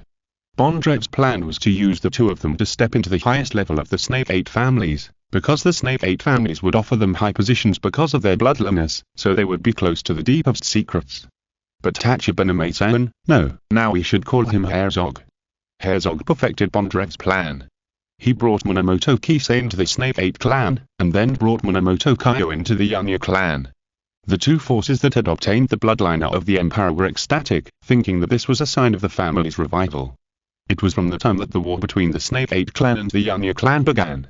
Minamoto Kisei's heart sank to the bottom of the valley inch by inch, as if he was in an ice cave, and the blood in his body turned cold. He watched Herzog's status in the Snape 8 clan and the Yunya clan as their mentor rose steadily. When he put on the mask, he was a white-faced evil ghost, the terrifying leader of the Yunya clan Wang Jiang. When he took off the mask, he was a powerful old man, the head of the Snape 8 clan, Era's biological father, and his respected adopted father. Two very different faces were smiling. The noble on the mask smiled subtly, while Tachibana-San under the mask smiled complacently. He didn't need to do anything, just push behind the scenes, and he could drive the 8 families of Sheki and the fierce ghosts to fight to the death while desperately trying to find the location of the White King for him. What made Yuan Zishan most angry and sad was the girl. The so-called extremely evil ghost was simply a lie made up by Herzog. His brother's bloodline was as stable as his own, but because of a certain operation, Herzog led to another violent and cruel personality. So in Yuan Zishan's eyes, the girl became a fallen evil ghost and a madman, and he had to kill him with grief. This nightmare experience has been haunting him, and it seems that he will never be able to get out of it. But in fact, this is also the play arranged by Herzog, in order to make the two brothers who love each other completely break up and go to the opposite side of each other. The scene after that, Yuan Zishan no longer has the energy to watch. The ugly and dark truth hidden behind that gentle and kind face is like a heavy hammer, which makes his spirit and consciousness shattered and collapsed. He and his brother were no different, both were Herzog's pawns and tools. If Herzog had switched their positions, he, the self-proclaimed partner of justice, could have become an extremely evil ghost and died rightfully at the hands of his brother. "It's you," Mingfei said coldly, staring at Herzog, who seemed to have just woken up from a dream, with undisguised anger and disgust in his eyes. The golden light in Yuan Zinu's eyes was almost turning into a materialized flame that burst out. He was so angry that his face was twitching, but his modified body genes and his instinct to obey Mingfei after joining the Legion prevented him from immediately rushing up to kill the man who should have been torn into pieces. Tachibana-San woke up from the hypnotic state of dream taper. When he saw the 5 heads of the lower family glaring at him, he frowned. When he saw Mingfei and Minamoto Kitos, he realized what had happened. His pupils immediately lit up with a striking golden color and then turned into a terrifying red. He took out a pair of black wooden clasps from the wide sleeves of his kimono, killed him. Mingfei said. Without giving Tachibana-San the opportunity to rub and knot the wooden clasps, the moment the word kill came out, Minamoto Kitos had already appeared in front of Tachibana-San. Her huge palm grabbed his head like a hoop, and the other hand covered with clenched into a fist as if to pour all the anger and humiliation into it and slammed into his face. The crisp bone cracks and the dull explosion of flesh and blood combined to make a muffled bang sound. Tachibana-san was killed on the spot, but this was not enough to offset the anger of Minamoto Shinyang. He still silently punched the twisted head one by one until it turned into an ugly pool of flesh and blood. Mingfei did not stop Shinyang from venting her anger, because this heretic really deserved to die.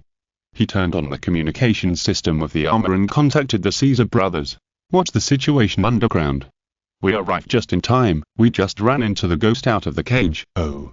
And our brother Finger has already taken your sword and out of the cage before brother Shugyuanjin."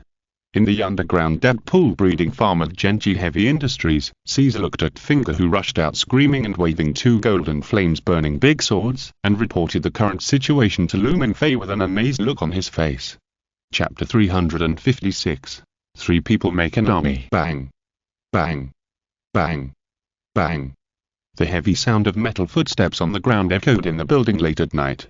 Shuzahang and Finkel followed Caesar into the deep underground of the building. The template information that Sakurai Koga sent regularly at regular intervals had actually been accumulated for a while. Mingfei could be said to be quite busy since he left Japan last time, but when he was on the truck, he still took it out and quickly read it. Sakurai Koga's recent discoveries just confirmed his previous guess. He immediately assigned tasks. After arriving at Genji Heavy Industries, the team began to act separately. Caesar led the second team composed of Shuzahang and Finkel to explore downwards, and promptly discovered and suppressed the possible backup or other unstable factors of the heretics. Eva once again forcefully took over the Kagia system of the Japanese branch, and a detailed 3-dimensional map of the interior of the Genji Heavy Industries building was projected into the tactical eyepieces of Caesar's helmets. But some hidden passages and secret rooms were intentionally not recorded in the system, so Caesar released Kamei-Tachi, a mother who could not hear the world herself, but inherited the ability to capture all the sounds in the world to her son. After being strengthened by the furnace of world spirits, the spiritual realm extended by Kamei-Tachi now directly enveloped the entire Genji Heavy Industries. The wind elements floating in the air turned into countless invisible wind monsters that shuttled and wandered around the building at high speed. They brought back not only the amplified precise sounds to Caesar, but also comprehensive information such as temperature, wind direction, air pressure, etc. The Furnace of World Spirits is a brand new organ that belongs to the new Legion Sword of Revelation and is specially built based on the power inherited by the hybrids from the dragons. It fits the characteristics of the hybrids and greatly enhances our stati's control over the word spirits. For example, Shuzahang's Junyan, now with the stable blessing of the Word Spirit Furnace, it no longer needs to be held back like before to allow it to heat up statically to a deadly plasma state, and with the blessing of the Power Armor, there is no danger of burning oneself as before. At the same time, the Word Spirit Furnace also activated the evolution system of the Word Spirit itself, that is, some low-level Word Spirits from the same Dragon King bloodline have the ability to evolve to the next stage layer by layer. Another example is Caesar's current Sickle Weasel. The battlefield positioning of this word spirit tends to be auxiliary, unlike other offensive word spirits with amazing frontal lethality, but it has also undergone new changes under the strengthening of the word spirit furnace. In addition to the comprehensive enhancement of the Sickle Weasel's own detection ability, the speed of feedback information, and the size of the field, the Sickle Weasel also has the ability to evolve to the next stage of the word spirit, from word spirit. Sickle Weasel to word spirit. Blood-sucking true scythe and then to word spirit. Stone cut. Pure auxiliary, half attack and half auxiliary, and then to pure frontal attack. The alchemist explained that this seemingly Pokemon evolution tree was actually because the Furnace of World had lifted restrictions on hybrids. Elemental manipulation was no longer exclusive to pure-blooded dragons, but was fully open to the Sword of Revelation Legion warriors. At the same time, this could also avoid the Black King's restriction on hybrids' enlightenment ban. Hybrid servants could only master one kind of words. This made the Sword of Revelation warriors more like those mysterious Astates Grey Knights. This kind of warriors who special attacked chaos demons not only relied on sharp blades and explosive bombs to fight, but also had powerful psychic spells that would not be affected by chaos after being blessed. Every Grey Knight was a psychic with excellent potential before being transformed. As for which one was stronger, words or psychic power, it was hard to say, and it was also uncertain how much power words could exert in that dark universe, but at present, the Furnace of Words could bring real gains and enhancements to the Sword of Revelation warriors, and the possibility of being stronger in the future. The huge amount of data brought back by Kamei-Tachi formed a more detailed 3-dimensional map in Caesar's mind. Now it was late at night, and there were not many people inside Genji Heavy Industries. Caesar immediately noticed the huge water body in the deep underground room, and the water body contained a lot of abnormal cold-blooded biological signals. Found it, it's down there. Caesar quickened his pace and quickly planned a route to move forward. Hectares, I said that the captain has amazing wisdom after the transformation. Finkel's voice from the breathing grid was quite excited, and he seemed to be eager to wield weapons and fight. Before they separated, Mingfei even handed them the holy sword revelation burning with the holy flame of faith to ensure that it was foolproof. This magic weapon should be handed over to Shu Yonjin in the team, but Finkel kept begging and asking again and again, and Shu Zhang said angrily that you can use it if you want. At first, no one from the Snake 8 clan dared to stop the 3 large Kamen Riders running wildly on the upper floor. Eva asked Kagir to notify all the staff on duty and gave Caesar and the other 2 the highest access rights. But as they went deeper underground, Caesar and his team were stopped, but the consequence of stopping them was that they were knocked unconscious by a slab, the kind with controlled force and light. What a coincidence, my lovely Ryoma. I thought you had already fled with the Dragon King. The familiar hoarse voice and the abominable noble mask in front of him almost suffocated Sakurai Koga, and he felt cold all over as if he had fallen into an ice cave. The King General, he is not dead yet. Even if the shrine and his Kijamaza clone factory were blown up together, this abominable thing could still drill out a new one from the darkness. The golden light in her eyes that had just faded brightened up again. Without hesitation, she stabbed the dagger in her hand, which was not yet bloody, at the neck of the evil ghost in front of her. But when the blade was less than a finger's distance from the evil ghost's skin, it stopped again. Sakurai Koga saw that the purple flames in the eyes behind the mask of the evil ghost ignited even brighter. Immediately afterwards, there was a sudden explosion in her mind, as if countless crows were singing a vicious tune in unison in her mind. Sakurai Koga's whole body trembled violently, and her head was splitting as if her brain was full of broken glass shards. She raised her head and wanted to howl to vent some pain, but then she found that her throat seemed to be blocked and she couldn't make any sound at all. Her body movements also froze at the moment when she drew the knife and stabbed the king. The smiling white-faced nobleman slowly took the dagger from Sakurai Koga's hand, and stroked Sakurai Koga's painful face with his other hand. What a lovely child, you made yourself so ugly in order to hide yourself in the 8 snake families. If the Dragon King hadn't liked you before, I would have wanted to taste you a long time ago. But it's not too late to taste you now. After tasting you, it will be time to give those distinguished guests who have come from afar a little surprise. The nobleman's palm tore off Sakurai Koga's close-fitting nightgown. The ordinary makeup on the girl's face might cover up her peerless beauty, but it could not cover up her youthful, fair and beautiful curves that made people tremble with fear. When Paradise City was still in operation, Sakurai Koga, the graceful manager, had always been the fantasy of men's desires. Every man who came to Paradise City fantasized about spending a night with this enchanting female manager. Now this young girl just raised her head in pain, her body unable to move, like a doll, at the mercy of others. The smiling white noble mask pressed against the girl, sniffing the beautiful fragrance of the girl's body. His hands wandered over Sakurai Koga unscrupulously, as if he was playing with a treasure. The man behind the mask had always been so greedy for power and beauty. He didn't do anything to Sakurai Koga when she was still following him because of Kozamurai. Now that the Dragon King and Ryoma have betrayed him, he naturally no longer needs to suppress his greed for the girl. Sakurai Koga could only open her mouth dumbly, unable to move, enduring the painful screams in her mind and the dirty molestation of the noble. But suddenly, the shrill cries of the crows in her mind disappeared, and everything returned to silence. This sudden change made Sakurai Koga unable to react for a while, and she felt as if even the flow of time had slowed down. The devil-like noble was still in front of her, and his dirty hands were still on her body, but Sakurai Koga saw fragments flying. White fragments from the noble mask. A huge fist covered with thick metal armor appeared in her field of vision and hit the head of the nobleman in front of her, who was as hateful as a demon, from the side. She opened her eyes wide and watched the mask shatter and collapse inch by inch in the slow process. Then her consciousness returned, and she heard the roar of a familiar voice. TMD slut. Fate turns a million times. Take my Emperor explosive fist. Quack. Boom. The flow of time returned to normal as Sakurai Koga regained consciousness. She saw the king's mask shattered, his head shattered, his neck broken, and he was blown away in front of her with blood flying everywhere. Before she could react, she found that another tall figure protected her and put a black coat on her. It looked familiar to her, as it was the guard coat worn by the fierce demons she had just killed. Don't worry, ma'am, you're fine now. Sakurai Koga looked up and saw the tall figure who was protecting her took off his helmet that emitted a scarlet and fascinating look, revealing a face as handsome as a Roman sculpture. She saw another person also took off his helmet, and this time she recognized the other person's face. "You should still remember me. I'm Shuzahan."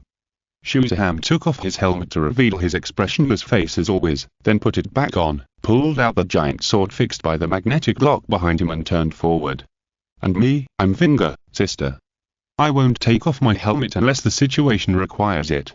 And your boyfriend didn't come because he's busy with Captain Lou up there."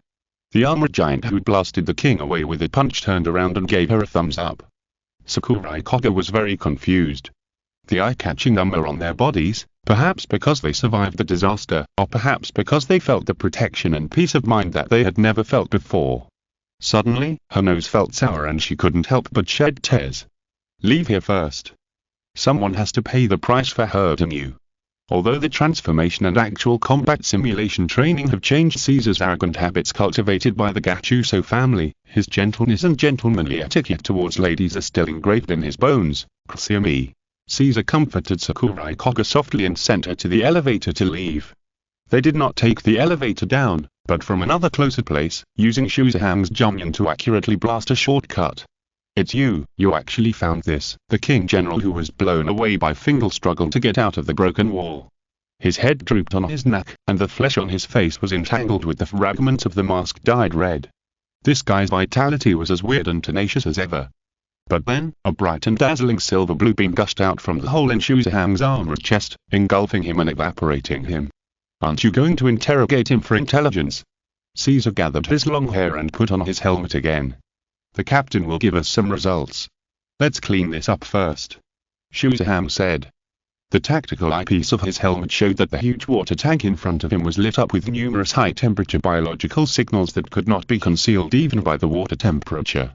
Still a blasphemous heretic creation of Deadpool, one after another human-faced snakefish appeared from the deep water darkness where the light could not reach, gathered in front of the glass of the water tank, and looked at the three strange steel cans at the other end with their hideous and ugly faces. They are between reptiles and humans. They are cold-blooded animals when they are dormant and not hunting. When they enter the hunting state, their body temperature will rise sharply. So now they are eyeing our cans and want to eat the meat we hide in the cans. Caesar said as he turned on the sealing mode of his armor and pulled out the alchemical scimitar fixed by magnetism at his waist. Although compared with the giant swords used by Shuzahan and Fingal, the recast Dictator is not as big as expected, but at least it fits Caesar's current body shape. The system has been taken over, and the area has been completely blocked. The drainage system has been fully activated, but please prepare for the impact. Eva's voice sounded. But there was no need to remind them. The three people's armor had already turned on the sealing mode, and they stood in advance near the door against the wall to prepare for the impact.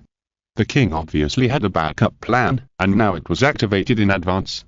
A slight explosion sounded from top to bottom throughout the entire glass wall, and the metal frame supporting them quickly twisted and deformed.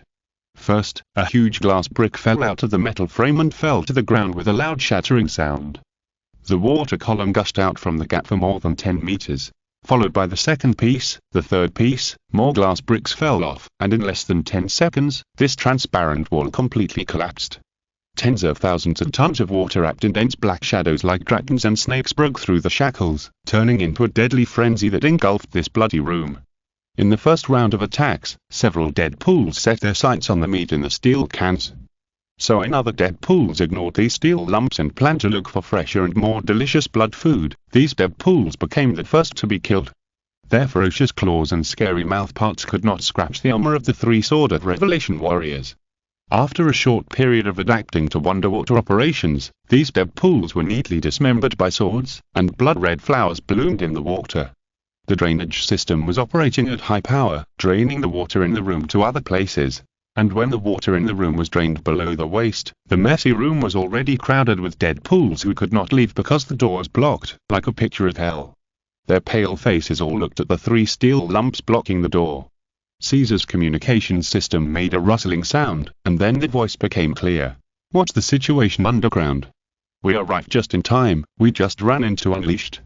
Caesar glanced at the hundreds of dark golden eyes staring at him, shrugged, and responded calmly. The hole in Shuzahan's armor chest emitted rising hot steam, and he pulled the giant sword out of the floor. Fingal pulled out 2 giant swords that were magnetically fixed to the fixed power backpack with his hands. One was from the former 7 deadly sins and now it was generosity of the 7 virtues, and the other was Mingfei's sword, forged by the Emperor's will and baptized by the fire of faith, revelation. Without the constraints of water, they would undoubtedly be able to remove and purify these ugly alien creations more efficiently. I'm going to raise the flag now. Fingal's roar like a weird cry came from the breathing grill of his helmet. He brandished 2 thick swords burning with blazing flames and rushed into the surging group of Deadpools. Chapter 357 Integration. Bang. Bang. Bang. Bang. The Norton's breath, the 3rd grenade launcher in Caesar's hand, spewed out bright flames and adrenaline-pumping roars. One after another, the alchemical-propelled warheads loaded with the Philosopher's Stone accurately tore open the seemingly hard scales on the Deadpool's bodies, and then violently ignited the fat under their scales, turning them into burning fireballs. Occasionally, a cunning Deadpool would jump out from the dark corner of his sight and try to sneak attack Caesar. Even without the sickle weasel, Caesar, with his amazing reaction ability, could put his hand under the bolter and hold the palm of Dieter tightly to pierce Deadpool's head before Deadpool touched his armor. Caesar saw Deadpool's face clearly in a few microseconds. It was a human female face sticking out from the waterfall of wet black hair. With Dieter staring through its head, it seemed to wail and cheer and laugh. Its huge mouth revealed sharp long teeth, and the forked tongue at the end trembled like a little red snake. Following closely, the muzzle of the bolter turned, and Caesar coldly fired a scorching dragon breath bullet into its face. After that, he switched back to his own shooting rhythm, with precise and meticulous movements like a machine. If someone was watching here, they would definitely admire how pleasing this warrior's movements were. Although these Deadpools can still vaguely see the shadow of the human beings they once belonged to, now they have been transformed into hideous monsters by the catalysis of dragon blood under the heresy. The lower half of their bodies are replaced by long tails as thick as Titan pythons. There is only the desire for killing in their dark golden eyes. The mutated claws only want to tear all living creatures into pieces and taste their flesh and blood. They are no longer human, but aliens who have fallen to the deepest level. Now Caesar can only destroy their bodies mercilessly. However, most of the Deadpool's hatred is focused on the 2 figures in front who were wielding giant swords to purify the Deadpools more efficiently than the grenade gun. Fingal wielded revelation in one hand and generosity in the other. The 2 giant swords were wielded by him with great vigor. The broken limbs and blood of the Deadpools splashed around him. The smell of blood strongly stimulated other Deadpools. Some more Deadpools were besieging him like a tide, wanting to tear open this hateful layer of steel and share that flesh and blood hidden inside. But no Deadpool could scratch Fingal's power armor. His spirit bronze throne had been released. The powerful energy originally provided by the Great Library to the hybrid body to achieve the physical strength of pure-blooded dragons was transferred to the power armor when Fingal was wearing armor. The alchemical device that stored concentrated liquid spiritual steel in the power backpack received it, activated the alchemical matrix on the surface of the armor and guided the stored spiritual steel to cover and generate a larger and harder new armor, just like the normal model of Astartes power armor suddenly upgraded to tactical dreadnought armor in battle. Fingal's body in the bronze throne state had grown to more than 3 meters. No matter how hideous and ugly the Deadpool was, he looked thin and weak in front of him. Even if he didn't swing the 2 giant swords in his hands that cut through the Deadpool as easily as a hot knife cutting butter, the armored fists tightly grasping the hilts could easily smash the Deadpool away. As the champion of the regiment, Shusaham naturally went for the strongest of the Deadpools. He used the giant sword named Secret Flame recast by the alchemist sergeant with the tailbone of the White King as the material, and cleanly killed the other Deadpools who rushed towards him on the way. The 3 of them seemed to be fighting each other mindlessly, but in fact, they kept a fixed distance from each other from beginning to end. Fingal attracted the largest number of Deadpools to bear the greatest attack, which made it convenient for Shusaham to go straight to solve the most threatening and strongest enemy. Caesar, who was at the back of the team, used long-range firepower to eliminate the threat that might affect the safety of his brothers' lives.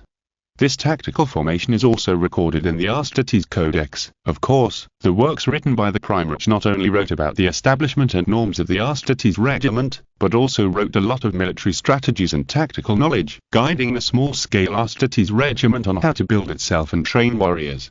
For example, what kind of training and learning adaptation transformation should be carried out by the new recruits of the 10th Company Scouting Company? How should the 9th Company Destroyer Company adapt to heavy firepower and use heavy firepower tactics? The close combat formation and tactics of the 8th Company Assault Company. The organization of the 6th and 7th Standard Combat Company to learn coordinated tactics, and to supplement the combat troops for the 2nd, 3rd, 4th and 5th Companies, etc. Therefore, except for the organization, the Sword of Revelation Legion will still refer to the Astartes Codex written by the great Primarch Robert William to a large extent, and build different team organizations and combat organizations according to the unique multiple word spirit systems. Of course, except for a certain high-tech CG short film, the canned death methods in some official novels and CGS are always weird and chaotic. The strongest and most dangerous Deadpool is quite obvious in the Tide. The one closest to Shuzaham is a burly big guy. Judging from its remaining human appearance, it should have been a middle-aged bald and obese man in his lifetime. After the stimulation and distortion of dragon blood, it has a very burly body. When the bloated abdomen is no longer attached to the ground and stands upright, its height reaches 3 meters. It smiled at Shuzahan. This was Deadpool's joy at seeing food delivered to its doorstep, and it did not sense the danger. But in response to it, there was a sharp whistle that cut through the air, and a blazing blue-silver beam of light gushed out and evaporated its neck and head that had expanded 2 or 3 times. No matter how distorted it was, it still belonged to the category of carbon-based creatures, and it could only be killed instantly in the face of the terrifying Plasma Man's plasma monarch flame. Bang! The sound of a grenade launcher rang out above Shuzaham's head, exploding a ball of fire.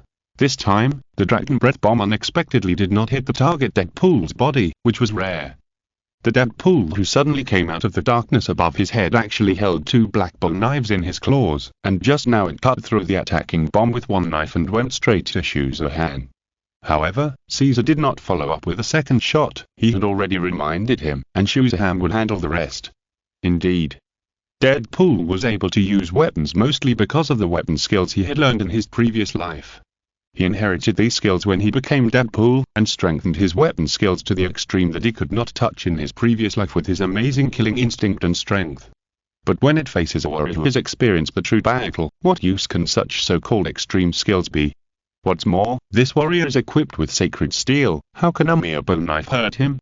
Shuzaham raised his left arm to block the 2 knives that Deadpool attacked, and the alchemical field of secret flame held in his other hand was activated.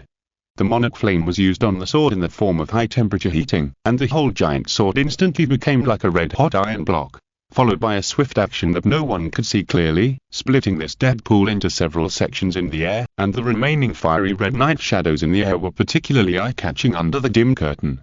Shuzaham said nothing, but the red light of the helmet eyepiece swept towards the person who represented that he was looking for and preparing to eliminate the next high-risk target. For humans, even for high-blooded hybrids, this group of highly distorted Deadpools is still a nightmare-like killing army. Without sufficient firepower prepared in advance, it is enough to turn this building into a bloody hell. But for the warriors of the Sword of Revelation who have been transformed and have undergone sufficient combat training, they are not afraid. It took 6 minutes and 27 seconds, and a total of 603 distorted Deadpools were completely eliminated by Shuzahan, Caesar, and Findle. Angry. The 5 heads of the lower surnames of the Snapekiate families looked at the body that was once the revitalizer of their family and the best patriarch in history, but now he had become a bloody mess stuck on the Tatarmai, with only anger and hatred in their eyes. It is hard to imagine that the person they respect the most is also the person they want to get rid of the most. Such a person can actually use the 2 forces of the Snapekiate families and the fierce ghosts as chess pieces to kill each other for more than 10 years, while he is hiding behind the scenes as a spectator with a smile. More than a decade ago, the fierce ghosts were just a group of lunatics who wanted to transform into dragons, eager to find the Night Food Plane and take Amagahara, and the White King Holy Grail and the Holy Remains. They could not compete with the Snapekiate clan. In recent years, more and more ghosts have defected and escaped from their families to join the fierce ghosts, and the quality of this group of people is by no means comparable to the scattered sand in the past. More doubts were explained with the revelation of Tachibana-San's identity. As the head of the Snapekiate clan, Tachibana-San managed the bloodline of testing authority of the entire family members. In other words, in order to balance the power of the two forces, he might deliberately modify some young people with excellent bloodliness of the Snape clan into ghosts who may fall, and then let them go to join the fierce ghosts to strengthen the power to fight against the Snape clan. Of course he would do this. Just like the younger brother of General Chishan. Over the years, the Snape clan has been killing each other. General Chishan is the person who is most influenced by Tachibana. He has always regarded him as his biological father, and the smiling and kind face of Tachibana flashed in his mind frequently. Now he looked at the pool of blood and flesh not far away, he vomited subconsciously and wanted to spit out something. My other brothers are dealing with the dead pools he raised downstairs, and it should be over soon. I'm not here just to deal with your family affairs. Mingfei stood up, without even looking at the pile of things left after the young girl vented her anger. He walked to the 5 heads of the family and said coldly, "So now put away your useless anger and use practical actions to track down and make up for the damage caused to your family by this heretic." "Understood, Your Excellency the High Priest." The 5 heads of the lower surnames now all respect and awe this young and powerful High Priest from the bottom of their hearts. It is hard to imagine that if it were not for what he did today, how long would the Shekiate families be deceived by an outsider, and what terrible consequences would be caused at the time. It's really a good show. Angus, who was sitting in the corner and watching everything, calmed down his thoughts and shook his head, and poured himself a new cup of hot tea. In the past, he should have immediately notified the college headquarters to investigate Herzog and the deeper issues behind him, and at the same time angrily rebuked these Japanese for taking over the management of the Japanese branch again. Now, let's just have another cup of tea, since Mingfei will take care of it anyway. Chapter 358. The Plan of Ascension to God. Your adopted father is dead. He is actually a hidden, evil man. What he showed you before was just his disguise. Mingfei returned to the room of Uzuji eerily on the floor and told her that her adopted father, Tachibana, was dead. He originally wanted to use the word heretic, but considering that he had to slowly change Jiri's habit of obsessed with the holy words, he changed his words to describe Herzog as evil man. He was followed by Minamoto Kisei and Minamoto Kyo. As the elder brother, Minamoto Kisei had obvious fatigue on his face. He hadn't closed his eyes for more than 30 hours. He didn't have much time for Imo, nor did he give the 8 families of Snape the time to be angry. He led the elite backbone of the executive bureau and followed the other family heads to thoroughly clean and search everything left by Tachibana. Accompanying him was his younger brother, who had now become quite large and rumbled when he walked in armor. He followed them as the Dragon King to recruit the existing members of the Ghost Clan. If they were brainwashed too deeply, they would be ruthlessly eliminated. At the same time, he also used the Dream Taper as a spirit to conduct efficient direct interrogation to obtain information.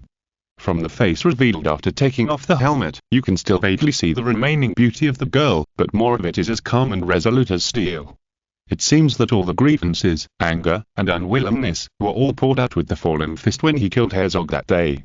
Yuan Zishan has begun to wonder what kind of transformation surgery Mingfei and his team have performed to make a person undergo such a comprehensive transformation from physical to psychological. Yeah. Era just nodded, and her pretty face did not show any strange expression because of Mingfei's words. She grabbed a small, pink control device and stared at the picture of the gunman charging and killing on the LCD screen in front of her. Finkel introduced that this is a war game played by ordinary people, unlike their scary, bloody and exciting games that are not suitable for children. The one that Era plays is Call of Duty 4 Modern Warfare. This is her game time, Yuan Zishan reminded in a low voice from behind. Era's work and rest schedule has been very irregular during this period. In the past, she played games and read comics except for eating and resting. Now she divides part of her time into prayer and reading that notebook. Then let her game time return to normal in the future, and don't read that notebook anymore. Mingfei leaned back and whispered to him. Yuan Zishan wanted to say that didn't you write that thing and have someone translate it for Era?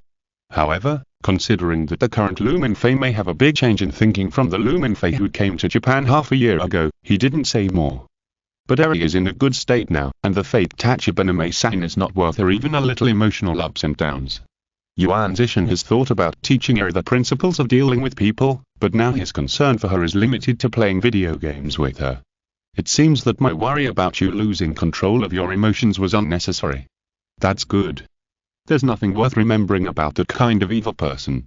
Seeing that Eri was in a normal mood, Mingfei prepared to get up and leave, and went downstairs to follow up on the progress of the investigation on Herzog. The character holding the gun on the screen fell to the ground with a bang, the picture turned grey, and Era's face showed a look of annoyance. But she didn't continue playing the game, but put down the controller, picked up the pen beside her, opened the notebook and started writing, rustling, and after she finished writing, she showed it to Mingfei and her two brothers. He is not someone Era is close to. Era doesn't like him. Sometimes he looks at Era with a bad look. There is also a very unpleasant smell and a very loud sound. Very unpleasant smell. Very loud sound. Mingfei frowned slightly, thinking about the meaning. Is it referring to the devil? He subconsciously thought of the remnant soul of the Wambian demon lord who had not yet died. With the power of faith protecting her, Era should be sensitive to chaos. And heretics like Herzog who like to play tricks are exactly the kind of people that the Lord of Change likes to instigate. As for whether Herzog is completely dead, even the Minamoto Hitos who smashed his head with her own hands could not answer. Mingfei is not afraid that Herzog will come back with the devil, he just doesn't want more innocent lives to be swept up in this heretical conspiracy and die. There are new discoveries. The power helmet placed on the tatami sent a new message. After simply saying see you later to Warren, Mingfei quickly stood up, put on the helmet and left, followed by Minamoto Hitos and Minamoto Hitos. Watching the three people leave the room, Era just pouted her lips, picked up the handle and devoted herself to the game in front of her. On the outskirts of Tokyo, the Amanaka shrine of the Snake 8 family. The heavy rain hit Mingfei's power armor, and the splashing rain drew a beautiful parabola. The red light from the helmet eyepiece reflected the torrential rain like a waterfall. Caesar and Genji followed behind him, while Shuzahang and Finkel stayed behind at Genji Heavy Industries. There were dozens of cars on both sides of the mountain road. Men in black suits, carrying long swords and guns stood in the rain without daring to breathe. Except for the top leaders of the Snake 8 families, most family members did not know the origins of these large-sized Kamen Riders or humanoid mobile suit Gundams, and the true identity of the current head of the family, Tachibana Meisayan. In order to prevent the prestige of the family's top leaders from being affected and the family's management from being in chaos, the Snake 8 families announced to the middle and lower members of the family that the current head of the family, Tachibana Meisayan, had fallen ill in bed due to previous day and night work and was currently receiving treatment. The position of head of the family was temporarily held by the director of the executive bureau, Genji. In fact, the heads of the 8 snake families wanted to drag Herzog out of hell and kill him 100 times, including the high-ranking members of the Yanya clan who were recruited by the Source Girl. The family has confirmed that in order to balance the strength of the two families, Herzog specially selected some outstanding young people from the 8 snake families, and deliberately pushed them to the opposite side of the family by fabricating and degrading their bloodline of files. As long as they were not brainwashed too deeply by Herzog, or thought that they were pure descendants of the White King and wanted to transform into pure-blooded dragons, these members of the Yanya clan were wiped out when they showed hostility to the Source Girl. Most of the remaining people were helpless to survive in the Yanya clan, or they served the Yanya clan because of their hatred and anger towards the 8 snake families.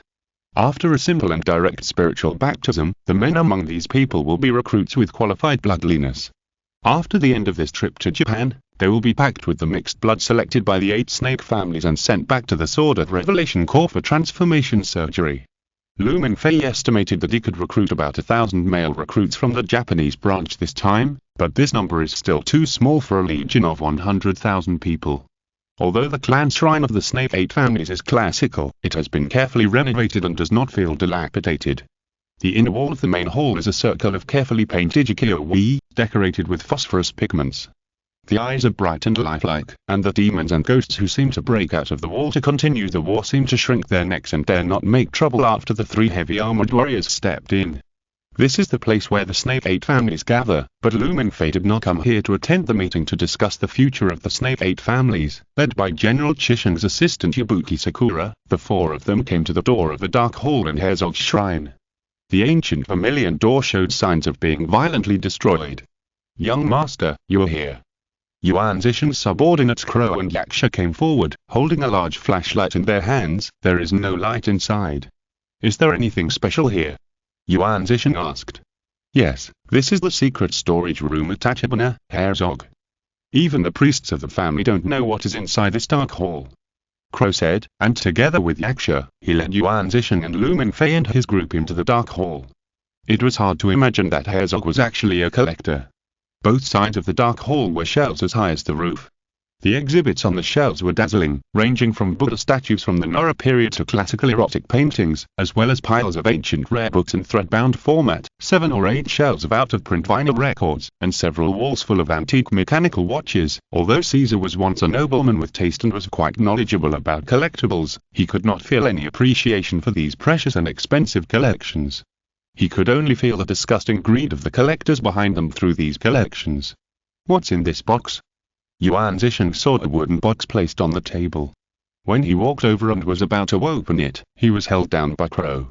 "Young master, you'd better not look at it, it's all hair." "Hair?" Yuan Zisheng frowned. "Yes, we took some of it back to the family for testing, and found that the hair belonged to young and beautiful women. In the files of the Metropolitan Police Department, they were all missing persons who had been missing for several years." Yuan Zisheng felt his stomach twitch and he felt like vomiting. He remembered that he had read a book before, which said that the cannibal tribe would cut off the heads of their prey as trophies. Herzog, the disgusting old man, must have cut a strand of women's hair as a trophy after the primitive behavior, and then brutally killed the other party. The most important textual information is here. Yasha wore a pair of gold-rimmed glasses and looked like both a learned white-collar worker and a gentleman. He shone the flashlight on the bookcase and desk at the end of the dark hall. In fact, there was no need to shine the light. Mingfei saw a large number of archives on the bookcase at the end when he entered the dark hall. He should have also deposited some information and files with the fierce ghosts. "I have sent Xiaomu to lead people to dig," Yuan Zisheng said. Mingfei nodded, walked to the bookcase and casually pulled out a file. Herzog seemed to have not been here for a while, and the surface of the file was covered with a thin layer of dust. The file contained information full of terminology, formulas and symbols. Compared with the archives that Mingfei studied in the illusion of Black Swan Port, these materials were much more profound and difficult to understand. "I'm afraid that only experts at the same level as Herzog in the field of dragon-related research could quickly interpret these materials." But Mingfei did not carefully study the formulas and genetic symbols on the file. After flipping through it carelessly, he took off the file in his hand and the heavy gloves wrapped around his hands and put them aside, and took out the next file from the bookcase to facilitate more efficient and quick flipping. "Are all the important information and data recorded on it?" Caesar asked, and he also took out a file and read it attentively. "We need to ask the alchemist to look at the specific information and data. This is his strong point," Mingfei said calmly. "What I want to find out is how this heretic Herzog will continue his so-called ascension to godhood plan now that the White King has turned into a dragonbone." Chapter 359 The Holy Grail and the Holy Relics. Mingfei spent nearly a day in Herzog's storage room, studying his written materials. In any field of research, researchers often discover new theories and achieve new breakthroughs based on the achievements of their predecessors. But Herzog seems to have dug out the secrets of the dragon race with his knowledge and strength as an ordinary person, even if there is a half-a-dead dragon for him to conduct various research. Herzog's understanding of that dragon race and his deep mastery of genetic technology have made the secret party that has firmly controlled the secrets of the dragon race for thousands of years become clowns overnight. If Herzog were a normal person, with such knowledge and technology, Mingfei would certainly welcome him to join the battle group with both hands. But he is a heretic who regards human life as a toy. The Deadpool army he cultivated and can control is the most deadly biological weapon. Without heavy firepower, anyone facing this group of bloodthirsty demons will inevitably be slaughtered one-sidedly. Moreover, Herzog has an ambition that ordinary people can hardly imagine, to ascend the throne and become a new god. The so-called new god is the new Dragon King. In his research logs, diaries, and record files, all the knowledge and research of the preparation for his enthronement as the new god. Ordinary humans and hybrids and pure-blooded dragons and dragon kings. In alchemy, the gaps between these three boundaries are more fantastic and insurmountable than the other, just like there are countless human worlds between heaven and earth. It is hard to imagine that an ordinary human wants to overcome this impossible natural barrier with science and become a new dragon king. Although this sounds quite inspiring, no one can bear the consequences of Herzog really evolving into a dragon king. Especially since his target was the White King, the ultimate Dragon King who was only inferior to the Black King, and whose situation was the most special. The chief alchemist sergeant dug out the dragon history data about the fate of the White King from the Great Library. After the White King's great rebellion ended, the furious Black King nailed it to a copper pillar that reached the sky and threw it into the deep sea, and used the elemental power of the entire planet to command the ocean currents from the two poles to change direction and converge to the sea area, turning the sea into an extremely cold prison of ice, and setting up a place of execution for the White King. The Black King showed everyone the fate of betrayers.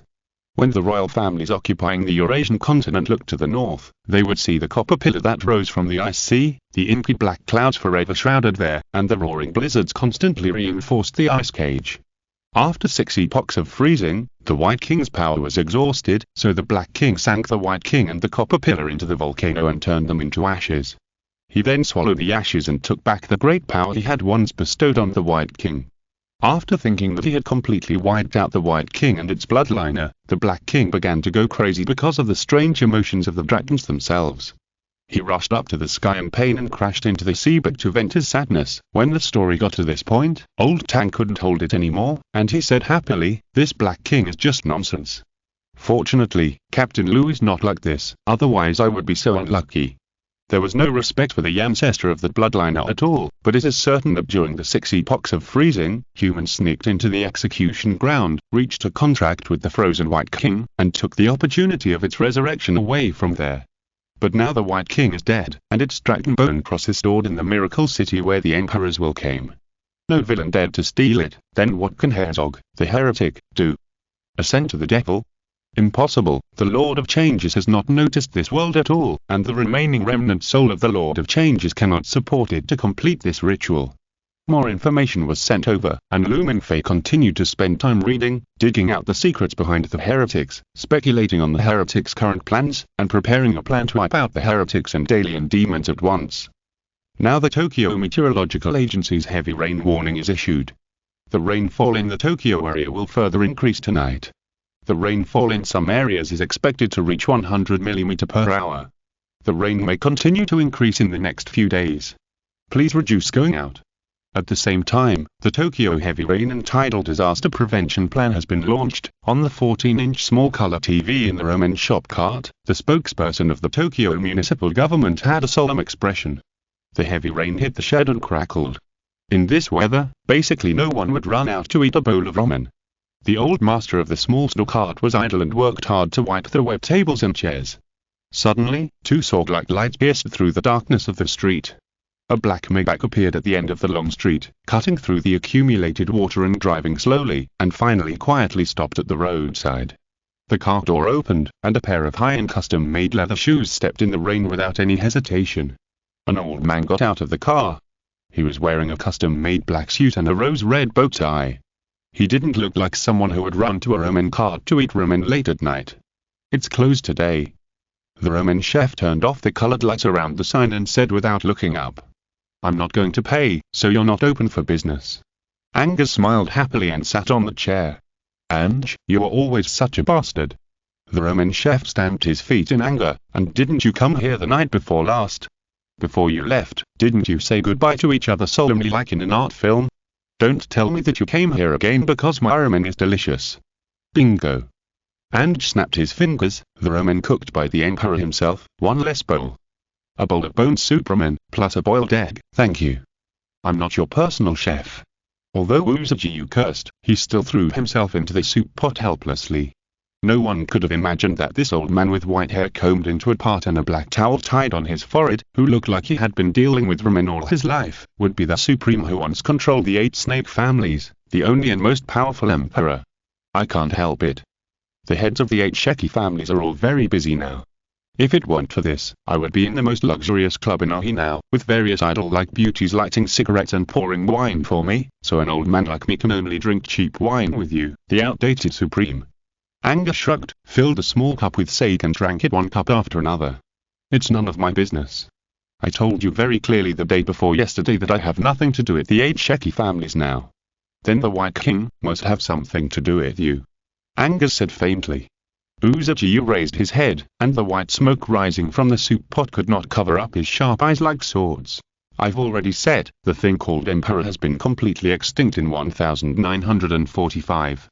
Don't be so angry, I just came to ask you to help answer some questions, and said, I have known for a long time that you're descendants of the White King, but I have never asked you for the secrets of the White King. First of all, it's useless to ask. On the surface, you surrendered to the secret party, but you don't really regard us as fellow travelers in your hearts. Secondly, the secrets of the White King are in your hands, and you will not abuse them. Although you were engaged in the underworld business, you are still the guardians of order rather than destroyers. Finally, you can slowly find out the secrets of the White King. You have allowed the Japanese branch to be autonomous over the years, in fact, to let them relax their vigilance. Uzuchi snorted coldly, you're a staff officer in the US Navy, and intelligence is your strong point. But now the White King is dead. He's locked me up. Wait, what did you say?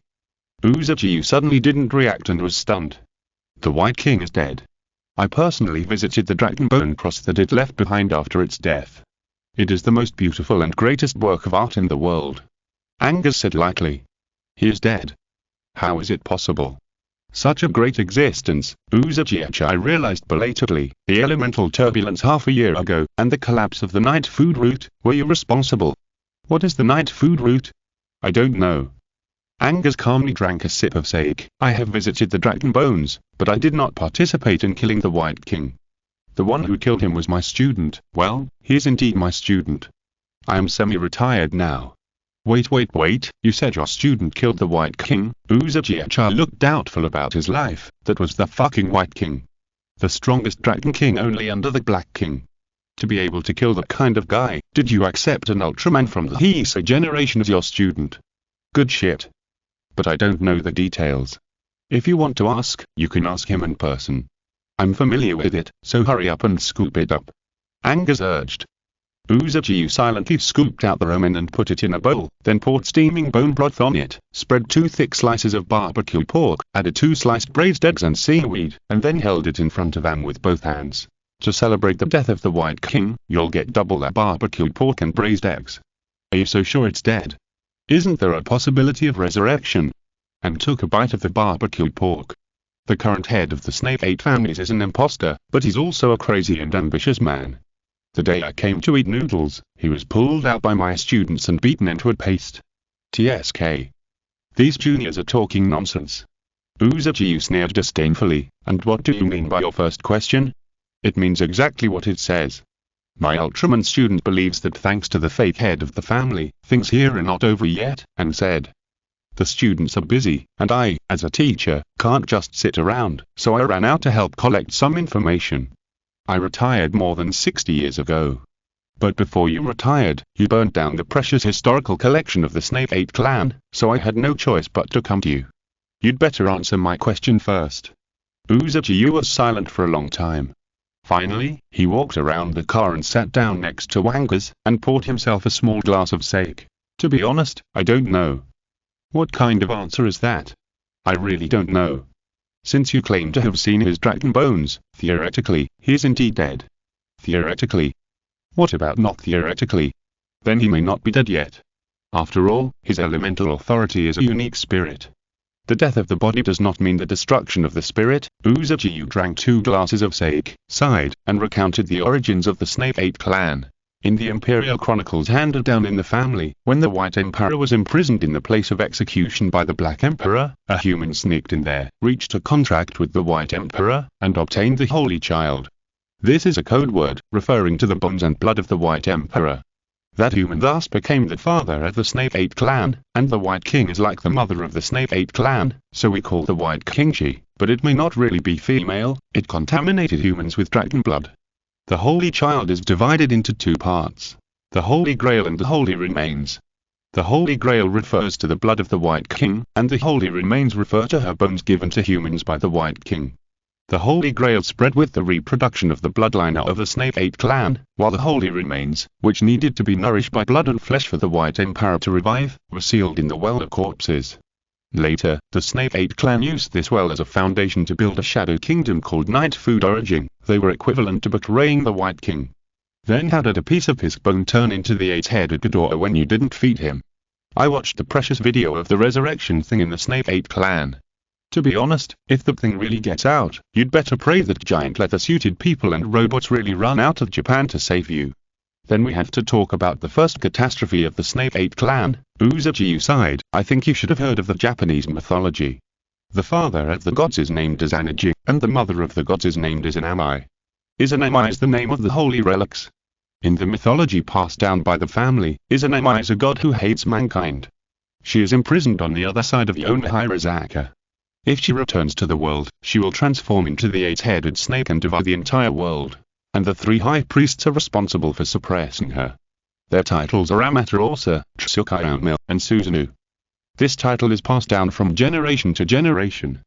In short, only these 3 people in each generation can come into contact with the holy relics. But Susanoo, one of the 3 great priests, was bewitched by the power of the holy relics, and released it from the well of hidden relics and merged with it. Fortunately, Amaterasu and Tsukayama failed to complete the ritual and interrupted it in time. The holy relics were sealed along with part of Susanoo's flesh and blood. But even so, Amaterasu and Tsukayama could not kill Susanoo, who had obtained part of the power of the White King. In the end, they could only sink him and the ancient city called Takamagahara into the Pacific Ocean. Although Japan greatly delayed its fate of sinking, only a few of the strongest bloodliness survived, and their bloodliness gradually degenerated and eventually became the current White King bloodliness. I feel that it would be safer to sink the holy relics into the Pacific Ocean together with Susanoo. Angus commented. But after the fusion of these 2 things is completed, it will be Japan that sinks into the Pacific Ocean. Don't talk without feeling any pain in your waist. Uzuchi scolded. Okay, I'm sorry. Please continue. Because of the degeneration of their bloodline, the hybrids who lost the stability of their spirits and whose bloodline exceeded the critical blood limit in their bodies had a tendency to degenerate. These people were called ghosts. Later, they escaped and established an organization called Fierce Ghosts, aiming to fight against the 8 snake families and find a way to evolve into pure-blooded dragons. Along with the degeneration of their bloodline, there was also the loss of history.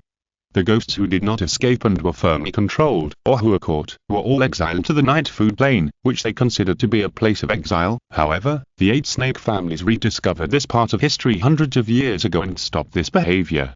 Oh, so it was you who fed the White King. But didn't your students kill him? Even the Night Food Plane exploded with it.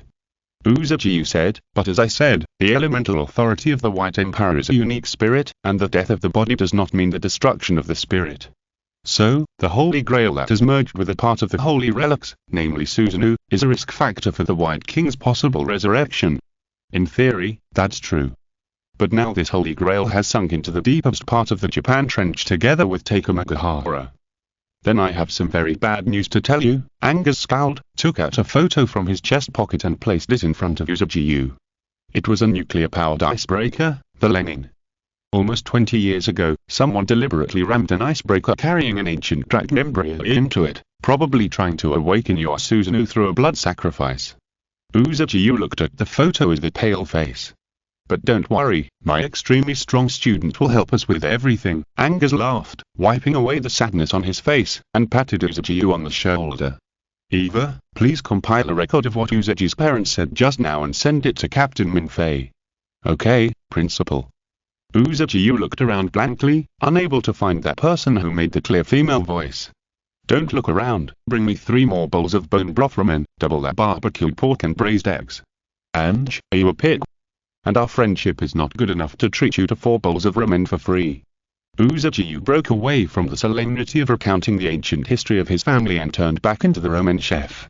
You are not treating me, but the other guests who came here with me, Ange said with a smile. I hope you can control your emotions in a while. Uzuchi's life experience can be seen in The Tide of the 3 Black Moons of the Dragon Clan, Part 2, Chapter 11. The Last Empire and the Last KGB. Writing it all out will both be suspected of watering down the word count and have the risk of being a risk. Chapter 360. Father and son meet. The rear door of the Maybach was opened, and Yuan Zishan, wearing a black windbreaker, walked through the rain. His face, which had completely lost its innocence and tenderness in the dramatic changes of the past few days, was pale. He walked silently to Ange's side and sat down. The ancient alchemical sword spider cut on his waist stretched out his windbreaker, and the blade glittered under the warm light of the Roman car. The moment he saw Yuan Zishan, Uzuchi's eyes became sharp. He was a Roman chef with a gentle smile just now, but now he was like a snake spitting out poisonous letters to warn its prey. Who are you? "What's your surname with the Snake 8 clan?" Uzuchiyu asked coldly. Although he had been selling ramen on this street for decades, he still immediately smelled the murderous aura on Yuan Zishan. The other party was undoubtedly from the Snake 8 clan. A few years ago, the elites of the Snake 8 clan also wore solemn black clothes, but now they have replaced their kimonos with suits and windbreakers, but the special aura has not changed at all. Uzuchiyu hated this group of humorless guys to the extreme. He should be the worst and most asshole head of the family in the history of the Snake 8 clan in the records. Before he disappeared, he burnt down the family shrine and all the information about the White King's bloodliner. The Snake 8 clan did not hate him to the core, but at least they did not have any respect for him. Therefore, Uzuchiyu has been selling ramen in a low-key manner on this shabby street for decades. If it were not for Anga's mentioning that the head of the Inuyama family helped him make up for the land tax for decades, he would have thought that he had hidden it well. But now Angas has a stranger from the Snake 8 clan to visit, and Uzuchiyu's hostility that has been hidden for decades has been revealed without reservation. Minamoto Chishin. Although he did not know the identity of the old man and why he was so hostile to him, Minamoto Chishin still slowly said his surname and name. "Then you were a liar." Uzuchiyu's cold voice was filled with sarcasm. The last person of the Genji died before the Meiji Restoration. This is clearly recorded in the family tree. Genji Chishin frowned slightly, and looked at Ange beside him with some confusion. After all, it was out of respect that he accepted Ange's invitation and temporarily put aside the busy family affairs to come out for supper. He thought that Principal Ange would talk to him about something, but he didn't expect to come here and be inexplicably hostile to an old man. That's enough. Other families are so hostile when they come here for the first time, Angus said calmly. General Chishin is the name on his passport. By blood, his surname should be Uzaji. Hurry up and get to work. This is the first time that father and son meet. At least you have to cook a bowl of ramen for your son. Then, he turned his head to introduce General Chishin. This is Uzuchiyu, the worst guy in your family's record, but he is also your father by blood. Son. What do you mean? Uzuchiyu widened his eyes in surprise, leaning back slightly, with a funny expression like a toad that has held its breath. His mind went blank for a moment. He had been alone in Tokyo for so many years and almost gave up on life. Now a son suddenly appeared. Anga should not be able to joke about such things, and this joke is not funny at all. Anga's sense of humor makes him very good at telling jokes. He was a little dazed and at a loss as he took out the ramen from the cupboard and threw it into the boiling soup pot, as if he really listened to what Ange said about cooking a bowl of ramen for his own son. Then he looked at the handsome young man next to Ange seriously. With the lessons of his father and himself, Uzuchiyu had been telling himself over the years that the royal blood was a curse, and leaving it to future generations would only leave the curse to them. So he never longed for such a thing as a son or a daughter, nor did he expect that the day when this thing really came, and he would be so nervous. Just like the mood of a father waiting for the first cry outside the delivery room, he was eager to know what was born, and wanted to see them holding them with his own eyes, but he was afraid. How did he get through these years? Who was taking care of him? Did he suffer from poverty? Was he bullied? Did he take a dika? Did he fall in love with any girl? Countless questions emerged from Uzuchiyu's heart, as if spraying pearls and splashing jade. Yuan Zishan was in the beginning after being shocked and also being sure that Principal Ange's expression was not joking. He could not help but want to avoid Uzuchiyu's eyes, but he could not avoid it. He never knew who his biological father was before, and when he was young, he did expect that a father that other children would envy would appear by his and his brother's side. But if his father had no awareness of fulfilling his father's responsibilities, and just had an intimate relationship with a woman, gave birth to him and his brother, and turned around and left without caring about him, then General Chishin would not be particularly concerned about his life or death because the character played by Herzog, Tachibana-san, has largely replaced the role of his father in his mind, so even though he has been busy dealing with things these days, when his brain is able to think, General Chishin still frequently thinks of the time when Tachibana-san was like a kind father to him in the past. But when he thinks that under the mask is actually Herzog, who is grinning, torturing, and killing himself and the little girls, then he is filled with rage like a volcano, but he has been trying hard to suppress it and not let it erupt violently. Maybe Principal Angus saw this, so he brought him to see his biological father. But General Chishin is still a little disappointed with Uzuchiyu. The man in front of him exuded a strong smell of ramen, with sparse hair and drooping eyes, and a little bit of a sly look. It was hard to imagine that this guy had been the head of the Snake 8 clan many years ago. However, he soon realized that he was influenced by the impression left by Tachibana-san in his past disguise, so he immediately threw away this disrespectful thought, stood up silently and bowed deeply to Uzuchi-yu. In etiquette, this is a great gift from the younger generation to the elder.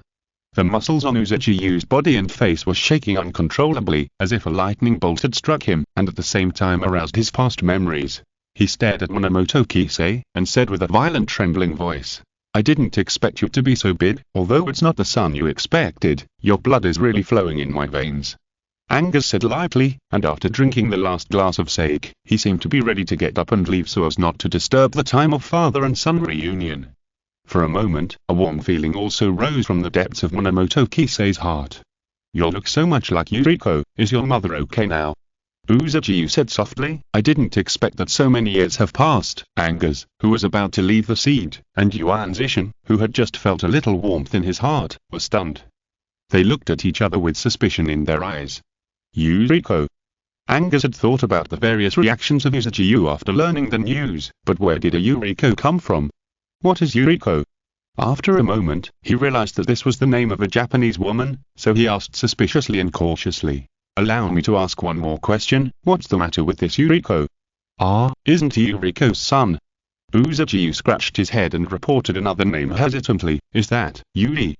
"I don't think we are talking about the same thing, why don't you think about it again and again before speaking?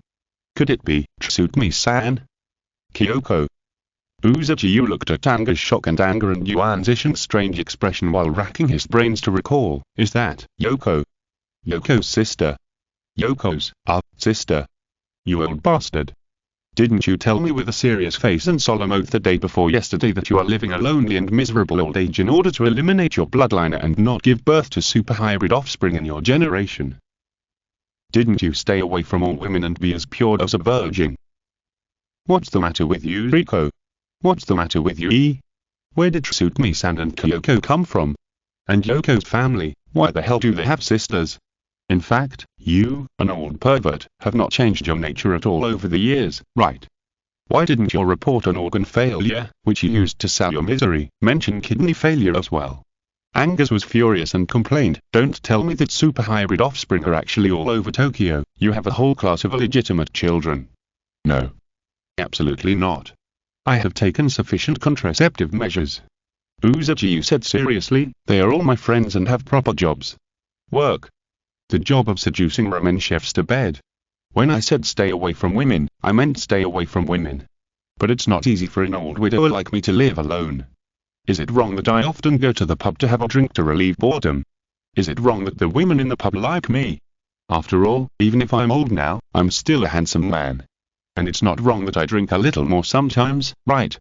One morning I woke up and it was raining outside, and I didn't know when. I'm not sure if anything happened that night. Asshole, who knows if you'll accidentally discharge a gun if you go in and out of brothels like this." Angus pulled out his folding knife and slammed it on the table angrily. "If we really want to eliminate the super-hybrid bloodliner, then I think the best solution is to castrate you directly. I don't believe that you, an old playboy, have never experienced such a situation." General Chishan sat silently beside him. If he were to be portrayed in the form of an anima, he should be full of black lines on his face and dark clouds on his head. He didn't know what to say, and he couldn't complain to this bloodfather who looked like a talk show artist who could remain. Stop. So, whose son is he?" Uzuchi stopped the topic of the argument that was heading towards a dead end. "Before answering your question, I want you to meet your other son. Little girl, you can come out now," Angus said. "Another one? Why is there another one?" Uzuchi was stunned, only to see another figure coming out of the Maybach on the street. Especially when the other party came closer, Uzuchi realized that the other party's body was so burly that he could even crush those sumo wrestlers he had seen before. Staying in the Roman cart, he could only see the clothes wet by the rain under the cloth cover, making the strong muscles of the abdomen clearly visible. He had to walk out of the Roman cart and stretch his head to see the appearance of his other son. But the other party just nodded at him calmly, without much expression. "Why, do you think of other confidantes?" Angus sneered. "Is it Yuri? I remember which national sumo wrestler she liked the most." Uzuchi was not sure.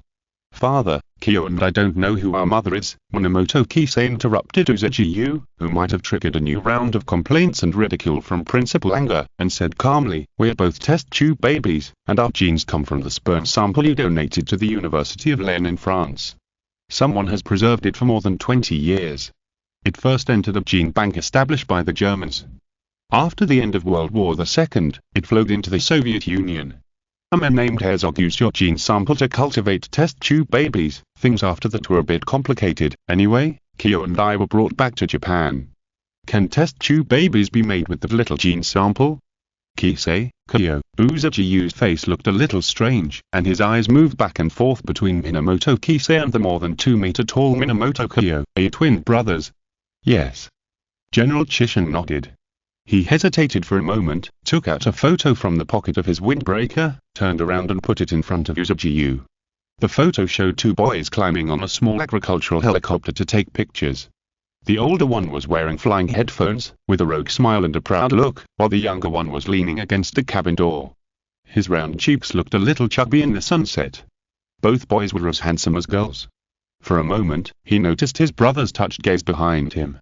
In view of the fact that the changes between the little girl and me are quite different, these are photos of us when we were children. You call it quite different? The difference is huge, okay? What did your brother eat over the years to gain muscle and become like this?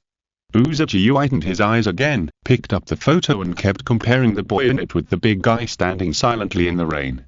Then he seemed to remember something, and looked at Ange with hatred. Damn Ange. Why didn't you tell me about this earlier? You made me embarrassed in front of my two sons. Ange sneered. Isn't this just a confession of your own guilt? Yuan Zishan looked back, and there was no emotion on the face of the tall girl, as if finding his biological father had nothing to do with him. Maybe it was not as effective as what Principal Ange said. Did the operation that transformed him into this look also seem to have deprived him of some of his emotions? He couldn't help but miss the weak brother who would hug him and act coquettishly with him. If it was that little girl, then maybe he would cry because of excitement. Or would he grab his hand and couldn't believe that the person in front of him was his biological father? In short, no matter what, Yuan Zishan could feel that there was a thick emotional barrier between him and the girl. Then father, what are your plans now? Are you going back to the Shekiate clan with me? Yuan Zishan asked after a while. Go back? Bullshit. Uzuchi mentioned the Shekiate clan with a look of disgust and indifference. I got away from there that year and you want me to go back? Then his tone softened again. To be honest, I wasn't prepared to face you two at all. I originally thought that since the White King was dead, I should get away and go back to France. I've always wanted to go back to see the monastery where my mother stayed, and then die peacefully there, hold a funeral, lie in the coffin and listen to the priests sing a requiem mass for me. But now you two, I'm a little embarrassed. You two are so old. Look, your brother's palm is bigger than my head. Really? You just said that the White King may not be dead. As the strongest half-blood in this country, and the guardian of the old beauty in the izakaya who is still strong and healthy, you actually want to pat your butt and leave now? Ange was surprised. Since your student has already killed the White King once, what's the difficulty in killing him again? And even a lunatic like you, Ange, is here, so of course I, the old gatekeeper, will go home after get off work. You don't expect the old gatekeeper to take out the bat suit from the closet and put it on to fight violence with violence if he encounters a robbery, right? Maybe he died of a myocardial infarction before he even went to the battlefield. Uzuchi said. What about your two sons? Don't you fulfill your responsibilities as a father? Weren't you very excited just now? Yes, I'm very excited. You see, they are so old now, but after the initial excitement of seeing that you have sons, shouldn't you let go and prepare for your funeral? Just like that, Ange, you know. Uzuchi winked at Ange who looked disdainful. Although the curse of the super hybrid continued to be passed down in the end, now I just hope that these two brothers don't mess around and don't become studs. And, he pointed at Genjishin and Genjio again, compared to this gangster with a black windbreaker and a ferocious look and the big guy who is more than 2 meters tall behind, I want to have a cute and beautiful daughter. When she was a child, she wore a white sundress and white socks, with a big pink bow on her head. When she grows up, she wears a blue and white sailor suit. The skirt is very short to reveal her straight and strong long legs, and the top is also very short to reveal her beautiful belly button when it flutters in the wind. If we had met a dozen years earlier, maybe the girl could dress up like you said. Yuan Zishan said expressionlessly. Maybe it's a good thing that the girl has no feelings, so that he doesn't have to care too much about the impression and influence left on him by Tachibana-san, and the unreliability of the biological father in front of him. You old pervert, you can actually say such irresponsible and weird words in front of your son. Angus couldn't hold back his anger. Although he is a father, he is only a genetic father, not an offspring I created intentionally. You two don't have to be filial to me, just take care of yourselves. Uzuchi waved his hand. You don't want to see the three of us acting as a loving family. I'm old, Angus, you've read my medical report. Well, except for the kidneys, all other organs have failed. Angus had a blank expression. Haha, I can't laugh at this kind of joke. Anyway, you should do big things, and I will try my best to get to land before you start fighting. Dream on. I'll get someone to shoot you down with a missile when your plane passes over Afghanistan. Hey, you're a bit too crazy as an educator. Uzuchi protested. It's okay, Principal Ange. Now we have Priest Mingfei and his legion, as well as me and my daughter. We will resolve this crisis, and there's no need for you, Father, to worry about it.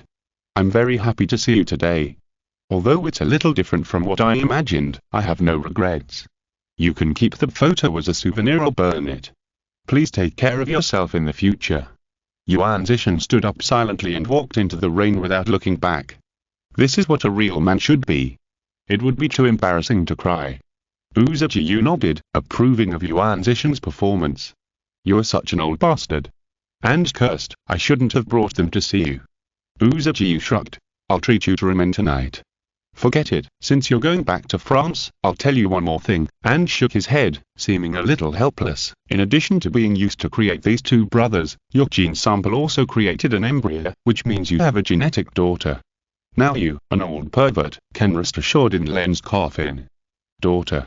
Where is she? Is she here? Why didn't you tell me earlier?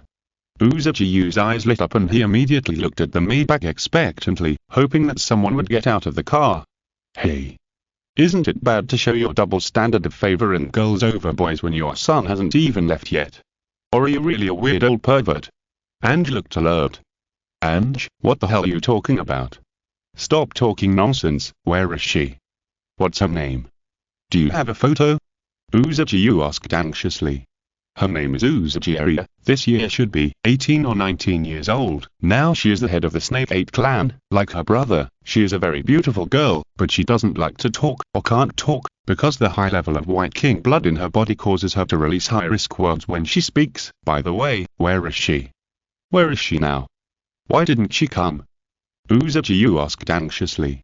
For safety reasons, I didn't dare to take her away from Genji Heavy Industries. Now the danger has not been eliminated. We're worried that she may become the enemy's primary target. Angus stood up and took out a photo from his suit pocket. The photo showed Uzuchi wearing a shrine-maiden costume and playing games with a controller with an expressionless face. Uzuchi grabbed it and looked at the girl in the photo. His eyes were slightly hazy, and the indifference on his face was replaced by kindness. Uzuchi, this name is very nice. Yes, you can now take the photos of your son and your daughter and go back to France. Angus stood up and was about to leave. Wait. What did you just say? Someone wants to harm my daughter. Uzuchi realized it belatedly and grabbed him. I can't be sure, but it's very likely. In fact, the 3 children who inherited your bloodline are all possible, but she is the most likely. Angus said. Damn it. Whoever dares to touch my daughter, I will kill his whole family. The sudden movement scared Angus, and he heard Uzuchi suddenly slap the Roman card hard. His eyes flashed, and his palms were throbbing with veins. In an instant, he seemed to have turned back into the tyrannical Shadow Emperor. Even the ridiculous turban on his forehead could not cover up his majesty that looked down on everyone. Well, the original text is too long and it is not considered the main story, so I will put it in the extra story. The main reason is that an illustration of Era has not been finished yet. If you are listening to this novel on a channel other than Fanfic World, it means they downloaded and uploaded it without effort. We cordially invite you to visit our channel, Mundo Fanfic Novel, as there you'll find the original version of this story and you can explore many other novels of various genres. We're waiting for you to immerse yourself in a world of incredible novels. Chapter 361 Day of Operation. The rolling black clouds occasionally made dull thunders, and the sea surface was heaving restlessly under the howling wind. Looking around, beyond the boundary of the floating platform called Zumara under their feet, which was not illuminated by lights, there was only darkness where nothing could be seen. However, the dock of Zumija was bustling with activity. The team composed of the logistics and technical group of the Sword of Revelation Legion was surrounding a ship that looked nothing like a deep-sea submersible and more like an underwater version of the Hunter gunboat that Yuan Zishan had seen. It was doubtful whether it could withstand the test of the extreme pressure of the abyss thousands of meters deep under the sea. Giant Shark begins the last round of comprehensive inspections before deep diving. The energy furnace is operating normally, with 100% energy power output. The propulsion system is 100% powered. The backup hidden energy is sealed normally. Weapon system inspection, Judgment, God Severance, Thunderbolt, and Emperor Dragon Striker are all normal. The alchemical matrix of the hull's spiritual steel layer is activated. Begin to replenish the energy furnace with the Philosopher's Stone. The time for the dive was immediately determined after Mingfei received the historical account from Uzajiyu yesterday. Under the sunken city called Takamagahara lies the opportunity for the White King to resurrect, and the linen that transported the embryo into the trench is a sacrifice prepared for it. Upon learning this, Mingfei showed full fighting spirit and enthusiasm, and the Snake 8 families could only fully support the Lord of the Legion, the Great Priest, in his plan to exterminate the Dragon King. For example, 4 floating platforms transferred from the 8 industries under the Sheki family service bases and fortresses for deep-sea diving. Nearly 500 fully armed elite members of the Executive Bureau led by Yuan Zishan. Nearly 10 water police ships equipped with multi-mounted machine guns and individual missiles. And a group of all-weather helicopters for escort and surveillance. The danger level of the hidden enemies under the deep sea has increased, and the weapon system of the deep sea vehicle that was originally intended to deal with Dragon embryos should also be upgraded. So Mingfei transferred another technical team from the college headquarters, led by their chief alchemist. No, it was the chief alchemist sergeant, who came across the Pacific Ocean with a full transport ship of modular weapon systems to upgrade the weapons of the deep sea submersible Great Shark. Yuan Zishan was curious about the chief's temperament and speech and behavior, which did not match the image of the imagined alchemist master, so he went to ask Yuan Zin, which happened to be a topic to talk to his brother.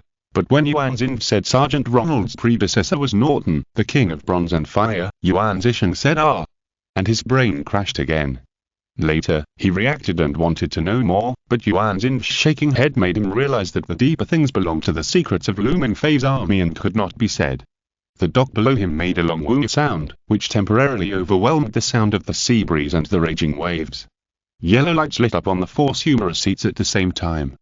The rotating lights announced that the inspection of the Great Shark submersible was completed and the dive was about to begin. The crows beside Yuan Zishan fired flares of different colors into the night sky, commanding the groups of the 8 snake families to start the action or to communicate with the groups that had already taken action. Yuan Zishan left the top of the Zumi seat and took the deck elevator down to the dock. Although he was not the main commander of this operation, Yuan Zin was a member of the diving team. As an older brother, he should go down and say a few words of blessing to his younger brother. "Young master, are you worried about the safety of your younger brother?" The assistant Ying behind him asked in a low voice. "I hope it's just my wishful thinking," Yuan Zishan said. After all, under the seawater several kilometers deep is an abyss that humans have never explored in depth. The Susanoo and his ancient city Takamagahara, which once merged a small part of the White King's holy remains, are buried there. The extremely evil god may use this body to resurrect. It's natural to worry. With the High Priest here, everything can be solved. Even though the White King was once the supreme god, the High Priest and his warriors are also powerful demigods. Ying said. "Demigod? Ying, you think highly of them?" Yuan Zishan was thoughtful. In addition to the leadership of the Snake 8 families, there are still many family members who have only seen them a few times. They secretly think that Mingfei and others are just large-sized Kamen Rider cosplayers or small-sized Mobile Suit Gundam, but only a few people know how amazing power is hidden under the heavy armor, and Ying is one of them. At the time, she followed Crow and Yasha to lead the team to the deep underground of Genji Heavy Industries to deal with the aftermath of the existence of the Deadpool breeding farm. When they arrived there, the ground was already half a foot deep with smelly blood.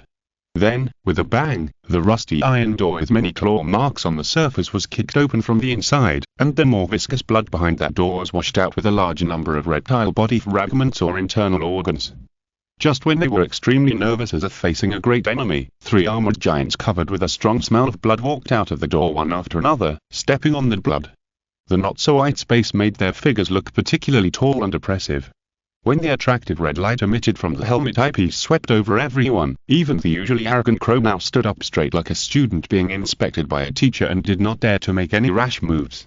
What was even more shocking was what the leading warrior was holding. It was a pale Deadpool. Whether it was the powerful muscles under the scales, the thick long tail like a giant python, or the sharp and ferocious blades, this Deadpool was undoubtedly 10 times more dangerous than any Deadpool the King and the others had seen before. But such a 2-meter-tall beast was firmly grasped in the hands of the leading giant like a chick. Although its neck was twisted and drooping, its dark golden eyes became restless again when it swept over the group of people because of the attraction of fresh blood. Then, with a curse of TMD clown, "What are you doing again?" its head was smashed half flat by the iron fist covered with armor. The elite retainers of the 8 families of Sheki were silent. Everyone put away the contempt in their hearts, even if it was just a joke, and obeyed the order of the strong engraved in the genes of humans. They should be grateful and thankful. If it weren't for these 3 demigod-like warriors who had wiped out the Deadpool here first, otherwise the whole building would have become a killing field for these beasts. The rumbling sound of metal stepping on the ground pulled Yin's thoughts back to reality from that night. The still busy technical team voluntarily made way.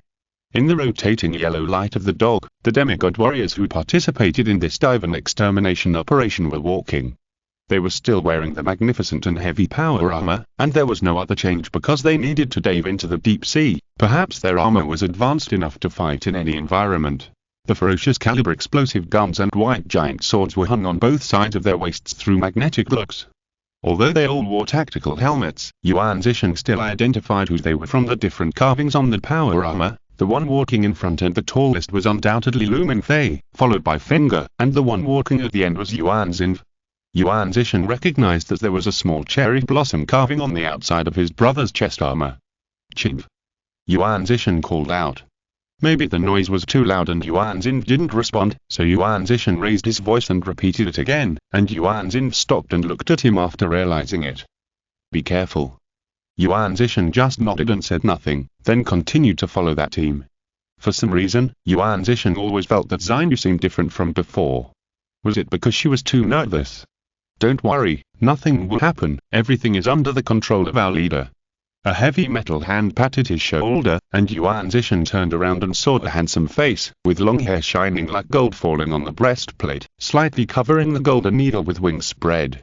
Yuan Zishan had heard of Caesar Gattuso, the noble son and heir of the Gattuso family, but it was hard to imagine that he had also joined Lu Mingfei's army, and now he was not a playboy or a dandy as described in the previous information. Obviously, just like Xinyu, the surgery made them bigger and also changed their temperament and mind.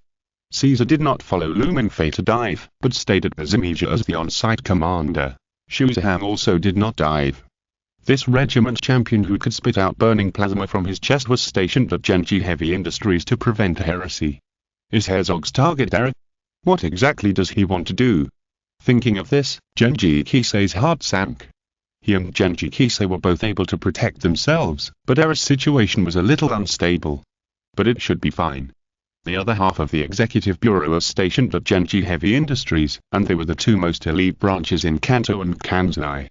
In addition, there was also that former strongest principal of the headquarters, Angus, and the former shadow empire of the Snake 8 families, Uzajiu. I just hope that the cheap gene father of my 3 brothers and sisters really has the strength to kill anyone who touches Era's family.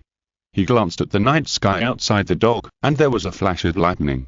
The short-lived white light reflected the black clouds pressing down like a city wall under the night sky. Storm is coming. Tonight will never be peaceful. The time is 9:45 p.m., coordinates 122 degrees 56 minutes east longitude, 35 degrees 33 minutes north latitude. Communication system is normal, and the Annihilation mission is officially launched. Release the giant shark. As soon as Caesar finished speaking, the loudspeaker in the sumo pedestal actually sounded a burst of passionate unknown BGM, which must have been done by the group of weird and crazy technicians. The submersible dock at the bottom of the sumo pedestal opened the gate, and the deep-sea vehicle named Giant Shark fell into the dark sea below, carrying 3 soldiers to the 8,000-meter deep-sea abyss. Chapter 362. The City of the Abyss. Giant Shark has entered the water. Looking up through the observation window on the top, you can see a line of light in the center that seems to be projected from an inverted well in the sky, but soon, the blue-black seawater quickly replaced everything in the field of vision, and the giant shark was sinking rapidly. Yuan Xin stood in front of the control panel, and her seemingly bulky palms covered with umber actually manipulated the joysticks, buttons and knobs on it quite flexibly. The mechanical arms hanging from the top of the cabin grabbed his left and right shoulders and neck respectively, fixing him in place, and the same was true for Mingfei and Fingal behind him. The cockpit of the giant shark can be said to be extremely spacious for ordinary people, but it is not so good for the passengers who have been transformed to be 2.5 meters tall and wearing heavy power armor. In order to reduce unnecessary space occupation and free up more space for carrying weapons, the Alchemy Technology Corps did not install seats that fit their size, but relied on simple fixings and magnetic locks on the feet of armor to maintain the balance and stability of the soldiers in the cockpit. But the soldiers didn't care about these. The Fingal brothers also found a more comfortable standing position, using the mechanical arm to support his armor and body to stand relaxedly. Mingfei took off his helmet and looked at the deep blue sea outside the window. The giant shark had turned on the external spotlight, and the bright white light illuminated the space within about 20 meters around. It was clear that various small fish gathered into a huge long team and swam past the giant shark. When illuminated by the white light of the spotlight, they looked like a brilliant galaxy. He had never seen such a novel scene, such a huge ocean that seemed to be as silent as death but full of vitality. There was no memory of the short 10 years in his hometown. In the 100-year journey of the universe, the huge bodies of water he saw are either the wastewater ocean of the forging world or the industrial nest, or the biological pool where the Tyranites converted countless biomass into sticky and disgusting liquid for biological ships to absorb. Terra was also like this. All life originated from this huge ocean. Mingfei's familiar voice suddenly sounded in the quiet cockpit, with a contemplative tone. When he came to his senses, he realized that the boy had appeared in front of him without him knowing when. He was quietly looking at the ocean outside the window, and the deep blue light illuminated his slightly dark face. Mingfei wanted to salute, but the boy waved his hand to indicate that he didn't have to. Then he realized that the will of the Lord of Humanity did not come in person, but came here in another way. Just like the method Lumens often used before, except Mingfei, no one in the giant shark realized the appearance of the Emperor's will. Don't be nervous, Mingfei. I just came to witness with my own eyes a corner of terror that had long been extinct. The boy's thoughts were conveyed to Mingfei through his thoughts. Although these things were destroyed tens of thousands of years away from the present Terra, this amount of time can only be regarded as insignificant from the perspective of the universe. After Terra solidified into a complete planet, this boiling ocean gradually cooled down, becoming warm and turbid, like a primitive soup pot. This soup pot has been boiling for hundreds of millions of years. The organic molecules collided, fused, and split with each other. After countless failed reactions, finally in a successful reaction, a molecular chain split and replicated another identical molecular chain, and then absorbed the surrounding small organic molecules, then microorganisms were born. That is the origin of life and the tree of evolution. And the human species did not appear until 3.5 billion years after this evolutionary tree grew. Even though the humans in that universe had a brilliant and dark peak era, and their footprints had traveled across the entire galaxy twice, 40,000 years was just a blink of an eye compared to the long years before. I never marvel at the miracles of the universe, because it is already amazing that I was born in this cradle of life. The boy was talking, and Mingfei was listening silently, although he was not quite sure what the Emperor meant by telling him this. I have no intention of interfering with your first battle after leading the Legion, but I do feel a little uneasiness hidden in your heart. The boy turned his face to the side, and there were no more stars rising or extinguishing in his pupils, but they were as dark as Mingfei's, but revealed an omniscience that penetrated everything in the world. Are you afraid of failure, Mingfei? I'm not afraid of failure, Your Majesty. I just can't guarantee that there won't be too many sacrifices. The interference from the devil is still continuing. Mingfei said truthfully, no one could hide anything from the will of His Majesty the Emperor. No one can guarantee that there won't be too many casualties, kid. An indescribable grief flashed across the boy's face, even if it was only for a moment. In the Webway War, I didn't want my unit 10,000 to die. At the end of the heresy, I didn't want Malkador to die for me, but to this day, 10,000 years after the heresy, even at this moment of our conversation, countless people have given their lives to slow down the collapse of the Empire. When you were a warrior of the Weepers, I would praise your kindness and love for humanity. But now you are the Lord of the Legion, and inappropriate excessive kindness will only allow your enemies to see more of your weaknesses. Sacrifice and bloodshed are inevitable, and all you can do is make them more valuable." The boy's tone became concise and stiff, like a strict father educating his child who was not well versed in the world. Mingfei could only lower his head and listen silently to the teachings of the Lord of Humanity's will. But he did not stay for long. Soon after the thought ended, the boy's figure gradually blurred. Before disappearing, he took a last look out the window. At this time, the submersible vehicle had dived to a depth of 2,000 meters. Marine life was no longer dense, and there was only darkness outside the area where the light could not reach, as if the universe had begun. The will of the Lord of Humanity left, and the sound of the machinery and propulsion system running in the great shark filled his ears again. After thinking for a while, Mingfei reorganized his thoughts and put on a helmet to hide the expression on his face. The depth of the great shark has reached 4,100 meters. All systems are operating normally. The propulsion system will start to slow down after reaching 6,000 meters. The simulated Dragon power is ready to be activated. Yuan Xin reported while operating the driving console, speaking to Mingfei and Finkel, as well as to the Sumer command base on the sea. In addition, in the central control room of the Castle Academy headquarters on the other side of the Pacific Ocean, the head of the executive department, Schneider, was also listening in and learning, not as a commander but as an assistant to observe the first official action of the super warriors led by Mingfei.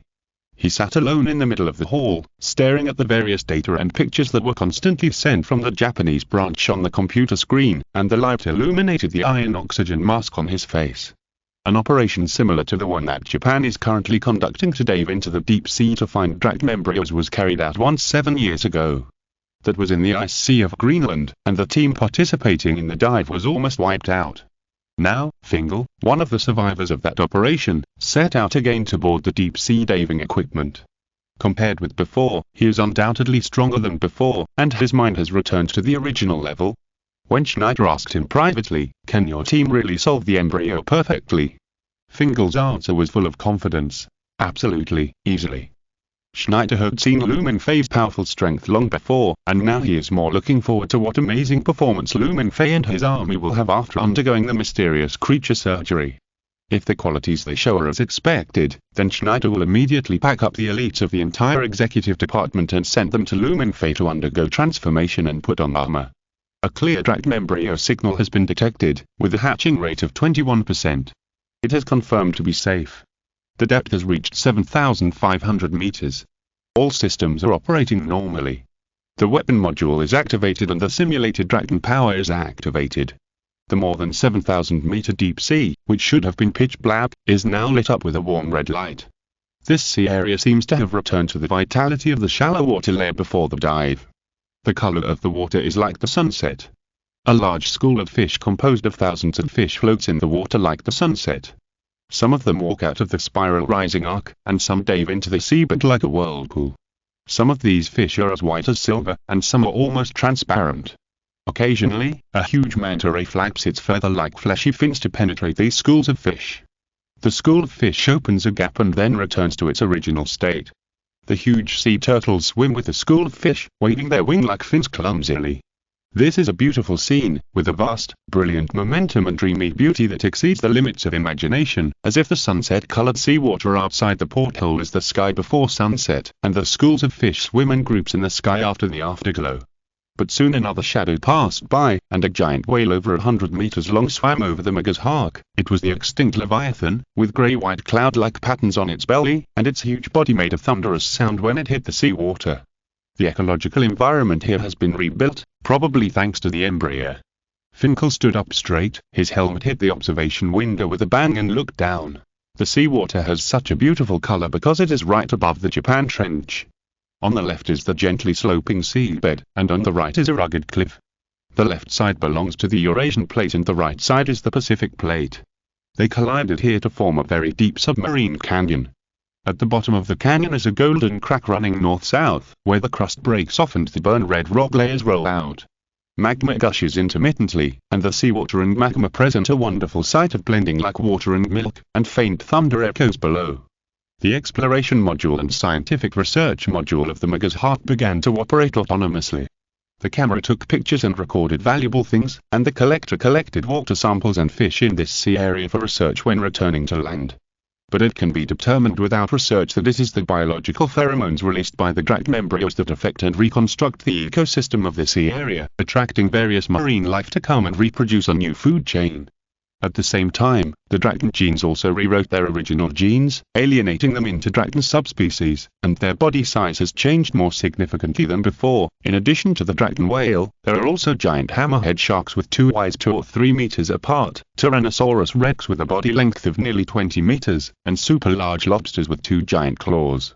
There are many other large marine creatures that have undergone mutations, but they were soon scared away by the dragon power simulated by the giant shark. The pure-blooded dragon biological signal simulated by the alchemical matrix is naturally intimidating to the dragon subspecies.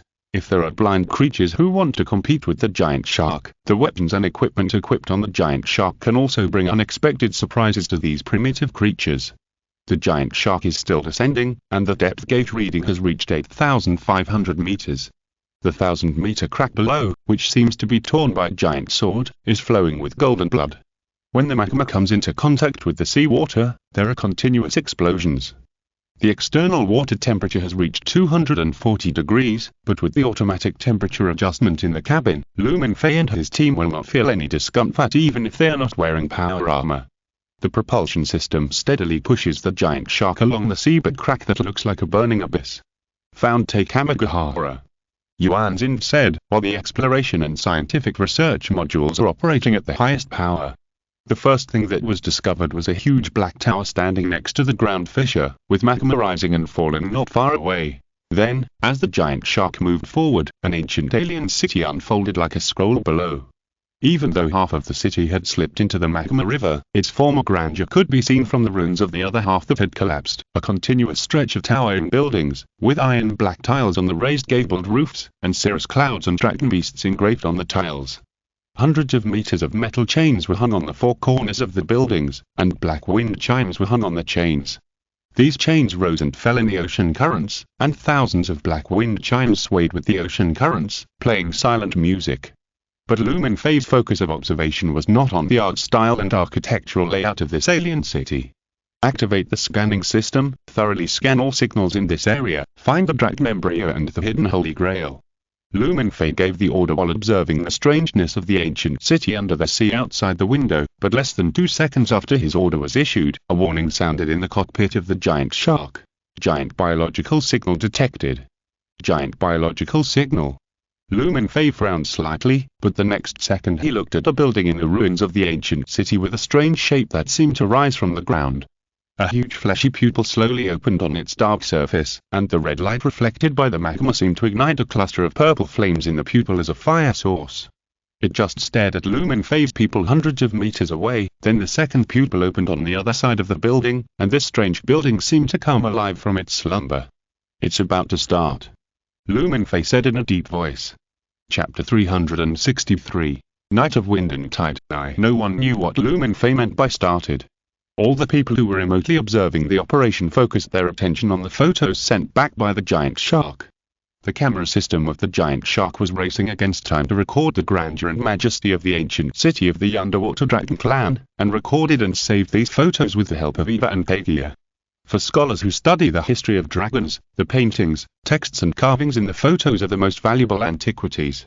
They can use these things to infer the ancient civilization that has been annihilated, from lifestyle to beliefs, from craftsmanship to political systems. But now all the cameras are aimed at the huge vermilion tori in front of the ancient city, but the purpose is not to record the details and patterns of the tori. Everyone saw the terrifying scene under the sea more than 8,000 meters deep through the screen. At the end of the tori, the strangely shaped building ruin seemed to rise from the ground. The mountain opened a fleshy pupil under the illumination of the magma, followed by the second one, facing the giant shark from a distance of hundreds of meters. The camera zoomed in on the surface of the building and could see countless black shellfish piled up on its surface, enough to scare people with trypophobia to faint. A 4.2 magnitude earthquake has been detected in the abyss. The seabed ground was shaking violently, and the entire ruins of the ancient city were shaking. The magma rolled up in the magma river illuminated the surface of the giant alien creature more clearly. Those black shellfish were countless lung snails that were constantly mating and giving birth. Originally, they were at the bottom of the food chain in this strange Draken ecosystem and served as a source of nutrition for other marine life. But after this building opened its eyes, the boiling flesh and blood that emerged from the cracks below covered and engulfed them all, and a new layer of flesh and blood structure similar to tendons and fascia formed on the surface. It was 100 meters long, half of it was inserted into the seabed.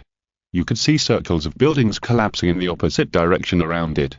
At this time, as this thing resurrected, the part of its body that was inserted into the seabed pulled out on its own. It was clearly visible that it was a steel structure, but then it was wrapped by the spreading blood and flesh carpet, and derived limbs that could be moved, and drew black blood from underground. That damn thing is the Lenin. Finkel cursed. It turned into this ghostly appearance. Mingfei watched in silence and indifference. He could slightly feel the weak biological signal coming from the fleshy creature, as if calling to him. As he had guessed before, the embryo on the Lenin was the blood of the Black Dragonisa, but he who was loyal to Lumens until his death, and the contaminated genes from the Dragon even transformed this giant steel ship into a part of it. But then, the weak biological signal calling to himself disappeared, and was replaced by undisguised malice and evil. Mingfei sensed a familiar breath from chaos. This is a blood sacrifice, the most abandoned alchemy. Someone deliberately killed the embryo half to death, and then sank the Lenin with it as a sacrifice. Yuan Xin moved the camera to the bottom of the ruins. At the break of the black blood extracted by the alien organism, it can be seen that such black blood spread throughout the ancient city, like a spring that nourishes it. Such a blood sacrifice process should have continued for another 4 or 5 years, but someone accelerated the process and made a distorted transformation. Do you want to extract some samples and do research later? Yuan Xin turned around and asked Mingfei. No, just purify it directly, along with the things it sacrificed in blood. Mingfei replied coldly. As soon as he finished speaking, a new alarm sounded in the giant shark.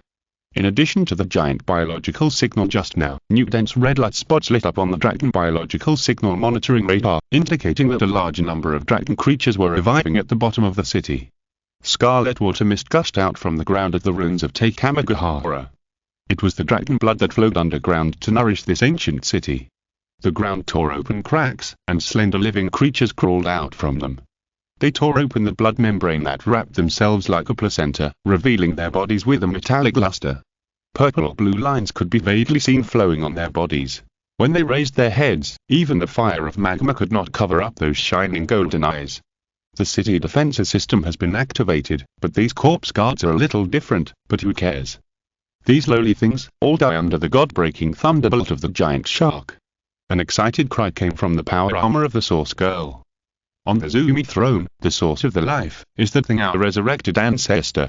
His face turned pale, but suddenly, he was startled by the screams and gunshots coming from the group's communication channel. Whim group. Fire group. Forest group. What happened? Crow immediately picked up the intercom and called, but received no response. Something happened. Yuan Zishan was alert and had a very bad premonition, and the instinctive warning from the super hybrid and the gunshots in his ears confirmed this. The door of the observation room of the Gamlier Research Institute was kicked open roughly, and several members of the mountain group who were waiting outside rushed in with their large caliber pistols in their hands with no expression on their faces. They pulled the trigger when they saw anyone. Before Yuan Zishan reacted and kicked the chair away and knocked them down, several researchers in the front were hit in the head by bullets. Crow and Yasha quickly pounced on them and shot the attackers dead on the spot. Damn it. Hasn't Herzog's blood been completely cleaned up yet? Yuan Zishan gritted his teeth and cursed. He thought it was a sneak attack launched by Herzog from the outside, but now it seems that Herzog has left more troubles inside the family than he imagined. He rushed out of the Rockflow Research Institute. The gunshots and explosions outside were more frequent. The members of the mountain group stationed at the Zumi seat were fighting each other, but it seemed that the rebels had the upper hand. The Wind group flying helicopters for air alert and the fire group driving water police boats equipped with heavy weapons turned their spearheads to attack those who did not rebel. 3 of the 4 floating platforms have been lost. The only one he was on might not last too long. Soon the forces of other rebels would be concentrated here, especially from the direction of the dock where Mingfei's alchemy technology group was located. The gunshots there were the most intensive, and there were also constant strange screams or screams of "No, you can't do this" and "Yeah. Boss Caesar, save me." This startled Yuan's Ishin, and he subconsciously led people to rush over to support them, but when he arrived, he found that his worries were completely unnecessary. The seemingly powerless technical team members were wearing thick exoskeleton armor under their robes. Judging from the shiny alchemical A patterns on their bodies, they were obviously not simple cosplay props. The pistols and submachine guns held by the rebellious mountain group members could only splash a little spark when they hit them. Instead, the strong firepower of the weapons equipped by the technical team directly blasted the rebel team back. A loud boom was heard not far away, and a helicopter controlled by a rebel lost control and crashed into a nearby floating platform. The huge fireball produced by the explosion briefly illuminated the night sky with howling wind and rain. Yuan Zishan saw the figure of Caesar, who was still standing on the top of the Zumi throne, occupying the commanding heights, accurately shooting the rebels and rescuing the perceived loyalists. Just now he used the amazing caliber firearm in his hand to accurately kill the two pilots on the helicopter in this extremely complex environment. A moment later, Caesar grabbed a lifting hook and fell from the top. The heavy armor made a deafening roar when it touched the ground. His handsome face no longer had the previous smile, only seriousness. "You have 2 minutes, gather and evacuate here with us." "Evacuate?" Yuan Zishan was puzzled, but they're still down there.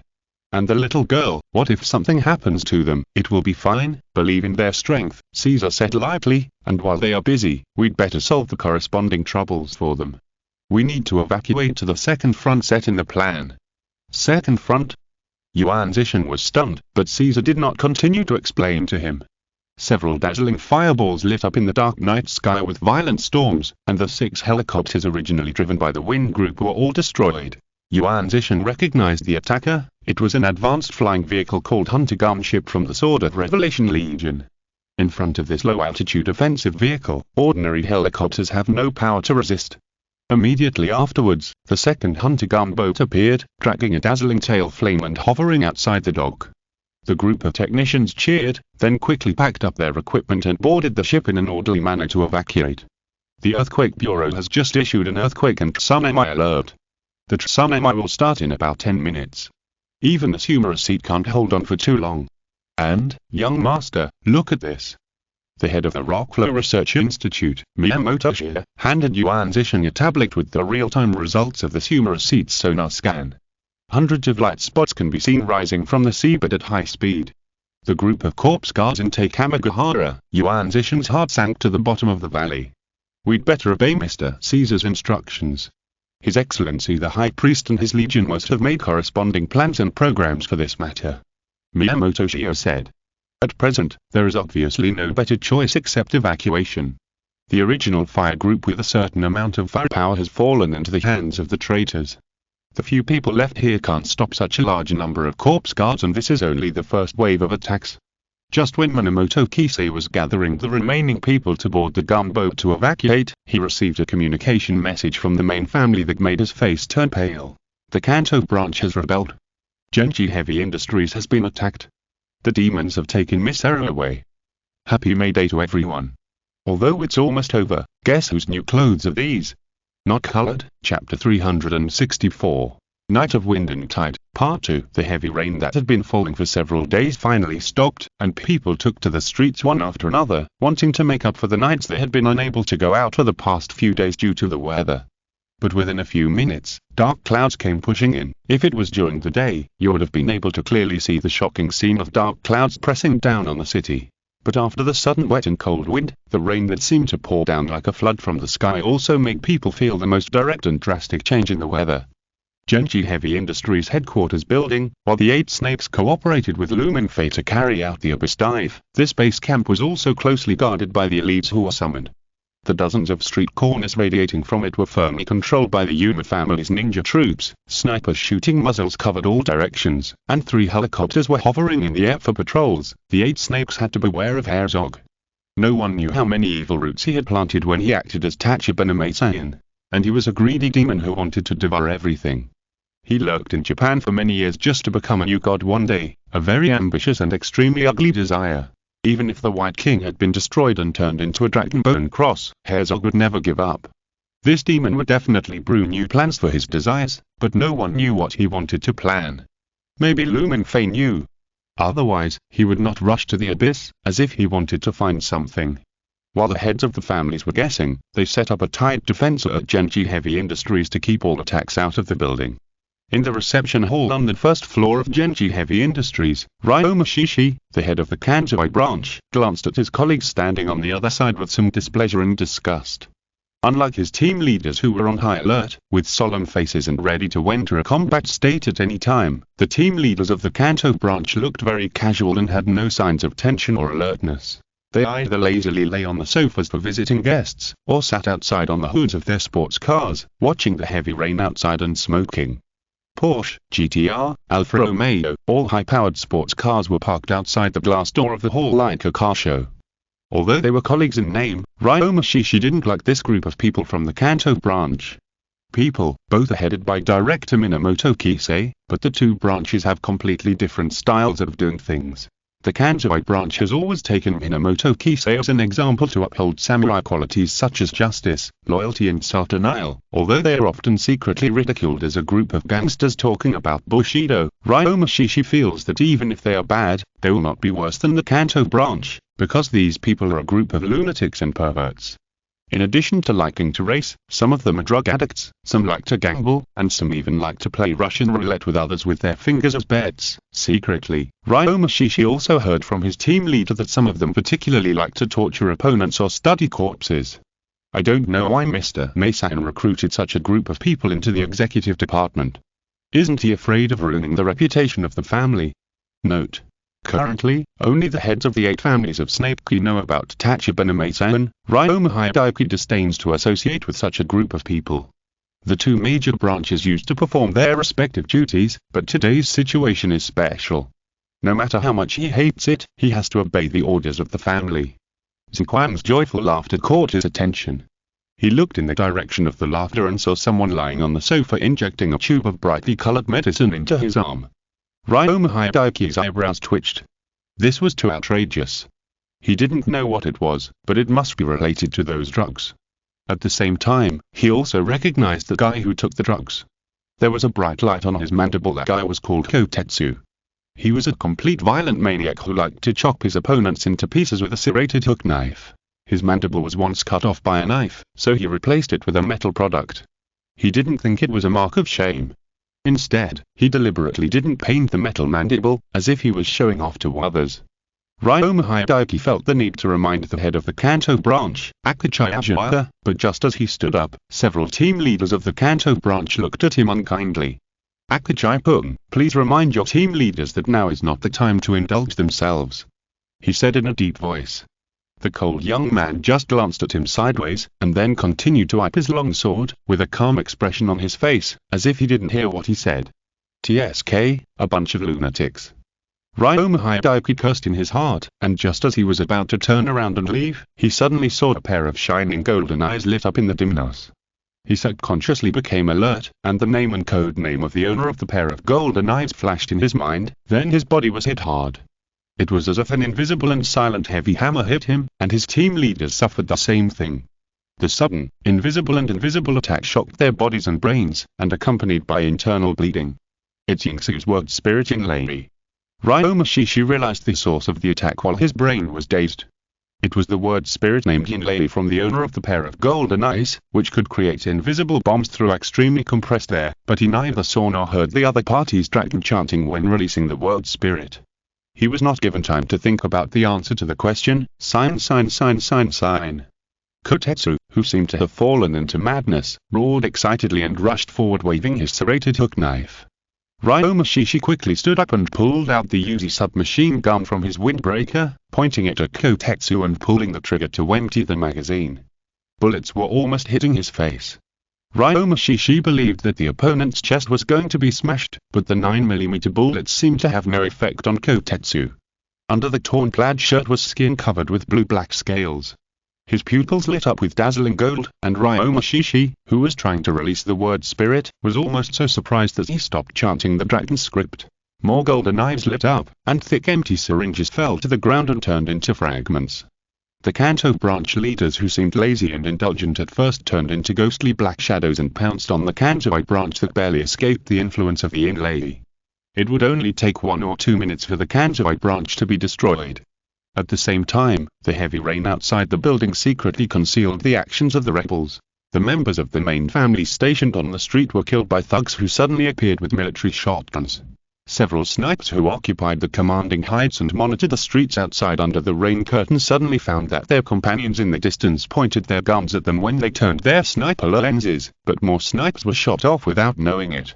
The Snake 8 families did not reveal the matter about Herzog to the middle and lower levels, perhaps to stabilize people's hearts, but this also gave the other party an opportunity to take advantage of. Tachibana-San's prestige in the family still existed, and there were still some people loyal to him. As long as a little fabrication and spreading of a few conspiracies could make these people turn their guns to the Snake 8 families.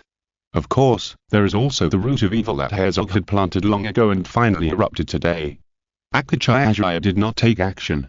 He was still sitting on the sofa, watching the Kanzai branch, which was completely at a disadvantage, wiping his long sword and sniffing the wind and rain mixed with the smell of blood blowing into the hall.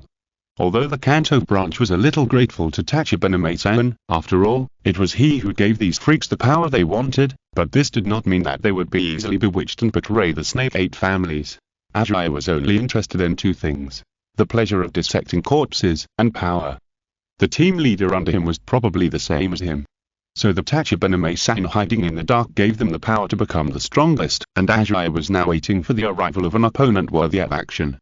Ryoma Hideki successfully released his word spirit immortality, which can greatly strengthen his body, but he could not hold out for too long under the siege of several team leaders. Ryoma Hideki also tried to save the lives of his team leaders while asking them to send out the news of the Kanto branch's rebellion, but the authentic word spirit magnetic storm crushed this fantasy, and the interfered intercom could only make a harsh noise. Boom! A sudden loud noise shook the entire hall. The display panel of the employee elevator jumped from 1 to B1 and then quickly went out. Then there was another loud noise, and the two elevator hall doors smashed out like cannonballs, followed by several dazzling flames. When the two twisted elevator hall doors smashed the glass curtain wall of the hall, the heads of the four team leaders who were about to kill the Kanzai branch also exploded like watermelons. Everyone, withdraw. Fill yourselves with medicine. Akachaya shouted loudly, seemingly panicking but actually extremely excited in his heart. The person who deserves his personal help has finally come. He quickly untied a black bag on his side and took out the contents. It was a pressure syringe loaded with 3 glass cylinders at the same time. Each glass cylinder was filled with colorful medicines, bright red, emerald green, and bright purple. The 3 different colors of medicines reflected a faint and beautiful luster. This is the way that Tachibana-san gave them to the strongest power. In his original words, they are extremely precious evolutionary medicines that can completely sublimate the wonderful power in their bodies. And these medicines do have such effects. Even if only one of the tubes of medicine was injected tentatively, the strength of the Kanto branch members in all aspects has been greatly improved, and the word spirit can skip the step of chanting the dragon text and release it directly and at high speed. The leaders of the Kanto branch retreated to the safe bunkers, took out colorful medicines from their windbreakers and injected them into their bodies. Akachaya was no exception.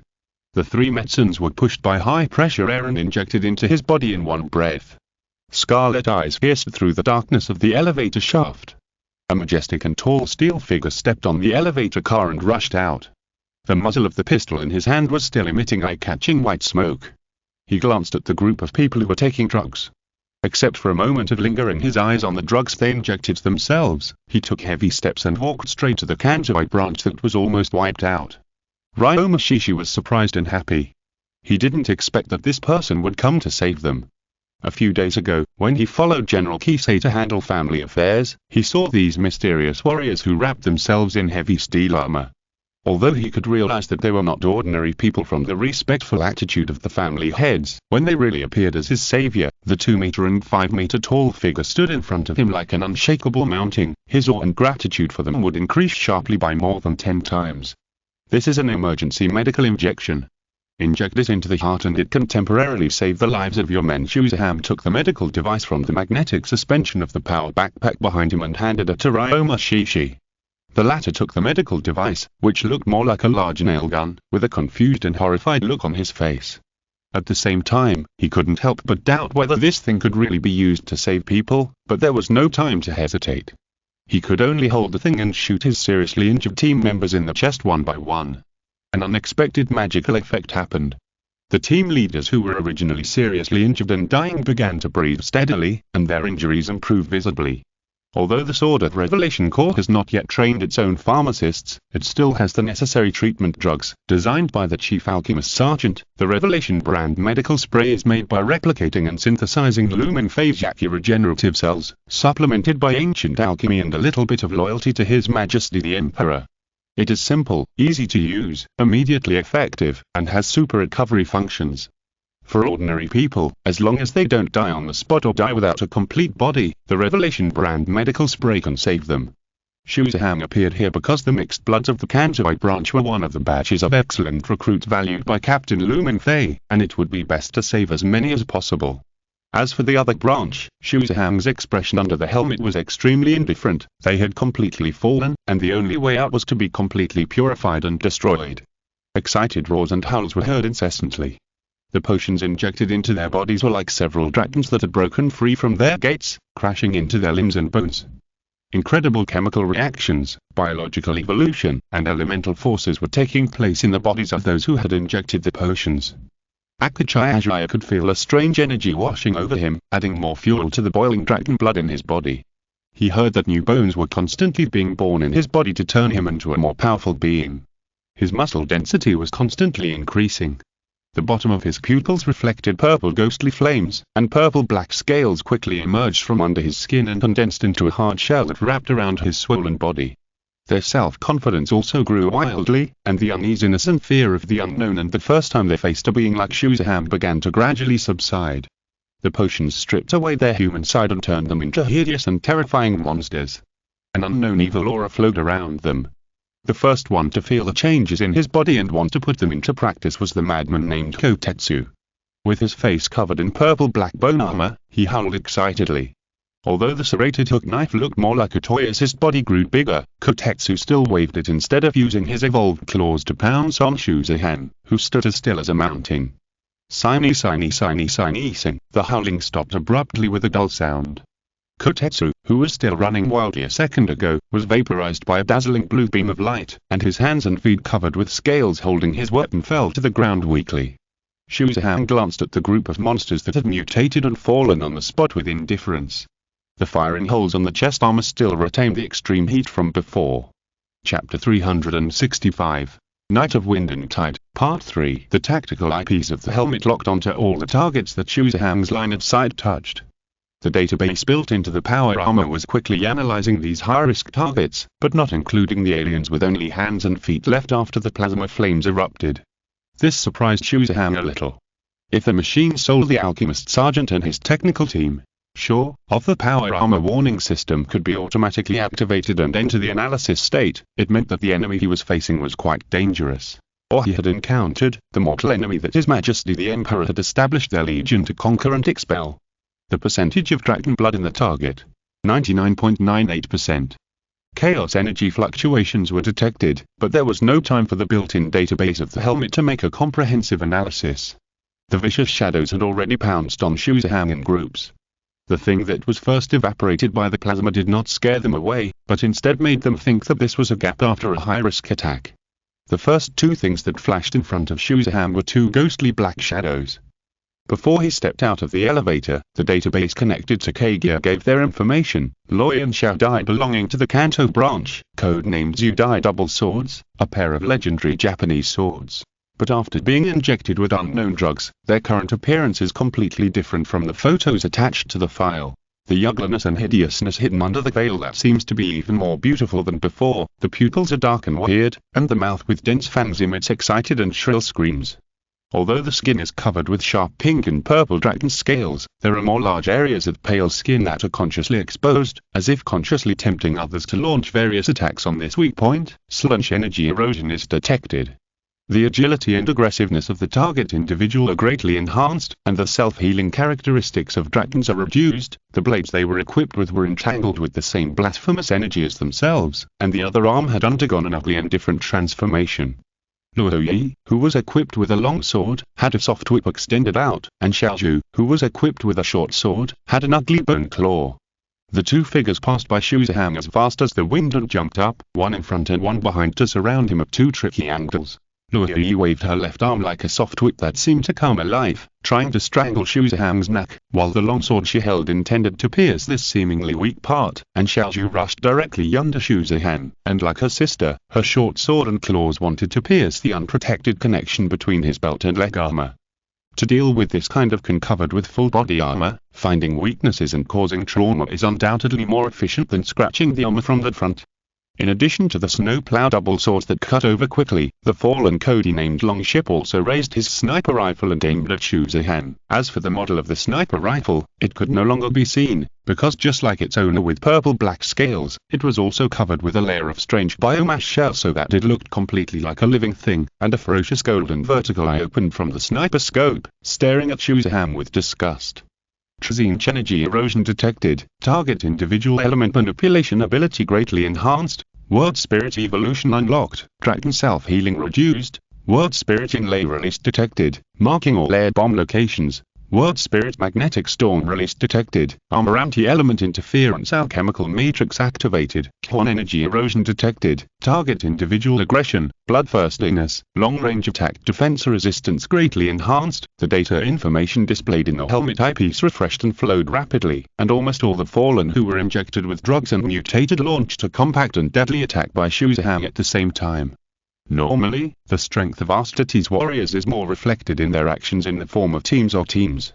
On the battlefield, the power of an individual is always small unless they have the power of the Lord of Mankind or the Primarch, otherwise even the most powerful individuals or even teams will be forcibly overwhelmed by the enemy in the form of more numbers. Even the champion of the regiment is the same. Fortunately, the 11 fallen heretics present were not enough to overwhelm Shuzahan. The decision to deal with and purify was generated in his mind within a few seconds, followed by a counterattack as swift as thunder. The soft whip that Luo Yi attacked from the blind spot of his vision did not strangle Shuzaham's neck as he wished. A hand covered with steel armor grabbed it firmly first, and then Luo Yi was naturally dragged over by an irresistible huge force, like an uncontrolled puppet. Her dark pupils reflected the scarlet helmet eyepiece in front of her. She let out a scream mixed with pleasure, and her other arm was ruthlessly broken. The mutated longsword she held fell into the armored palm before it fell out of her hand, piercing herself and her sister Xiaozhu under her. Boom, boom, boom, the grenade launcher fired unleashed powerful fire. No one could see clearly how Shuzaham drew his gun. They could only see the ferocious rocket-propelled projectiles mercilessly smashing into pieces the two bodies that had been coveted by men before the mutation. The deafening roar drowned out the screams of the Zuzhu double blades. The bombs were used up, leaving Shuzaham no time to put his gun away. The grenade launcher dropped from his hand, and Shuzaham turned sideways to grab a blade that was wrapped in the dazzling silver-blue light and tried to pierce his ribs. That was an attack from the fallen Rikiri and the world spirit Yanglei that was greatly enhanced after he was injected with drugs. At the same time, his sideways movement also caused the bullet from the Changchuan bio sniper rifle that was originally aimed at his helmet eyepiece to hit the thickest and hardest shoulder armor, causing only a few sparks of damage. Boom. Shuzaham punched out like a rocket, and the purple bone mask with the blasphemous chaos symbol on Rikiri's face shattered along with his head. He turned the blade wrapped in lightning and threw it at Meisan, who was still releasing the magnetic storm. Like lightning across the sky, Meisan had not yet reacted, and could only see this light rapidly magnified in his field of vision until it occupied everything. His head was pierced by Rikiri, and the whole person flew backwards under the huge force of the blade and nailed to the wall of the hall, like a prey displayed by a hunter. At this time, the grenade launcher had just landed, and the gunpowder smoke from the muzzle had not yet dissipated. Jin Guan pounced over. After his fall, his figure was hideous and tall, with a bloody luster flowing on his blood-red scales, and his steel-like red muscles were wrapped in sharp dragon scales. On the bone mask with several high-standing dragon horns, an evil symbol was burning like a flame. He was angry, furious, mad, bloodthirsty. He rushed towards Shuzaham like a crazy blood-red beast, and in that brief moment of encounter, the two returned to the most primitive physical combat, but that changed immediately after Shuzaham pulled out Reason, the alchemical weapon of the 7 deadly sins, formerly known as Rage, immediately became active, and this saber, which was a little short for an Astartes, was reshaped as if it were melted, and an unknown alchemical field enveloped the blade, shining with dazzling light, and the deadly form was activated. The blade, which was originally only 4 feet long, was directly extended to 2 meters, and the smooth blade edge turned into a sharp serrated blade, with sharp teeth like dragon teeth protruding from the blade, accompanied by a deafening roar like a dragon's roar. This change happened in a flash. While Jingguan was still indulging in the pleasure of violent bombardment, Xu Zhang's dragon-toothed chainsaw sword had already chopped down on his head. His scales and flesh, which had become extremely hard after his fall, quickly collapsed under the crazy biting at the dragon-tooth sword teeth. Dragon blood gushed out and reached its peak when Jingguan's body was split diagonally in half. Damn it, Chang Chuan screamed angrily, and the shell burst out from the ejection port that had transformed into a monster mouth with fangs. A new sniper bullet was loaded, and the golden eye in the sniper scope locked Xu Zhang again through the gushing blood mist. But the next second, a dazzling blue light directly evaporated a large area of blood mist. When Chang Chuan realized what it was too late. No, it was over. The plasma state Zhongyan that was released again after cooling down melted Chang Chuan's small upper body and his biological sniper rifle together. In less than 10 seconds, 6 of the 11 fallen that besieged Xu Zhang had been eliminated, and the remaining 5 would not take longer than that. With his armor stained red with blood, he took steps and rushed towards Yingsu like a tank at full speed. Feeling panic, Yingsu kept compressing the air to make bombs to detonate, but he failed to hinder or slow down Xu Zhang at all. The inlay that was originally difficult to cause effective damage to the armor was simply a joke after being greatly weakened by the armor's anti-element or anti-world spirit alchemy matrix. But Yingsu failed to realize this, and before his internal organs were ejected from his mouth under Xu Zhang's brutal impact, he was still persevering in releasing the inlay. Chengguang and his 2 contaminated bio-submachine guns were briefly polished by Xu Zhang's armor before being blown up by a punch. Chengguang was cut in half by the dragon-toothed chainsaw sword. Izumi was melted by a new plasma flame after cooling down. So far, the 12 fallen team leaders who originally belonged to the Kanto branch have been completely eliminated. Now, only the head of the Kanto branch is left.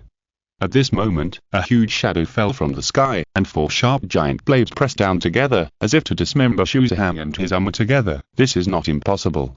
Xu Zhang keenly felt a dangerous force that could penetrate the armor from the surface of the 4 giant blades that came close to him.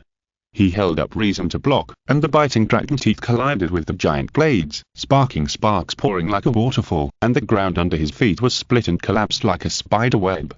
The hot and uncooled launch port on his chest once again accumulated power, and just when Xu Zhang was about to take this opportunity to have a close-range plasma hug, the figure retreated. This devil-like monster spread its blood-red wings, and colorful flames rolled on the ground. The temperature of the flames and the airflow alone could make it float in the air.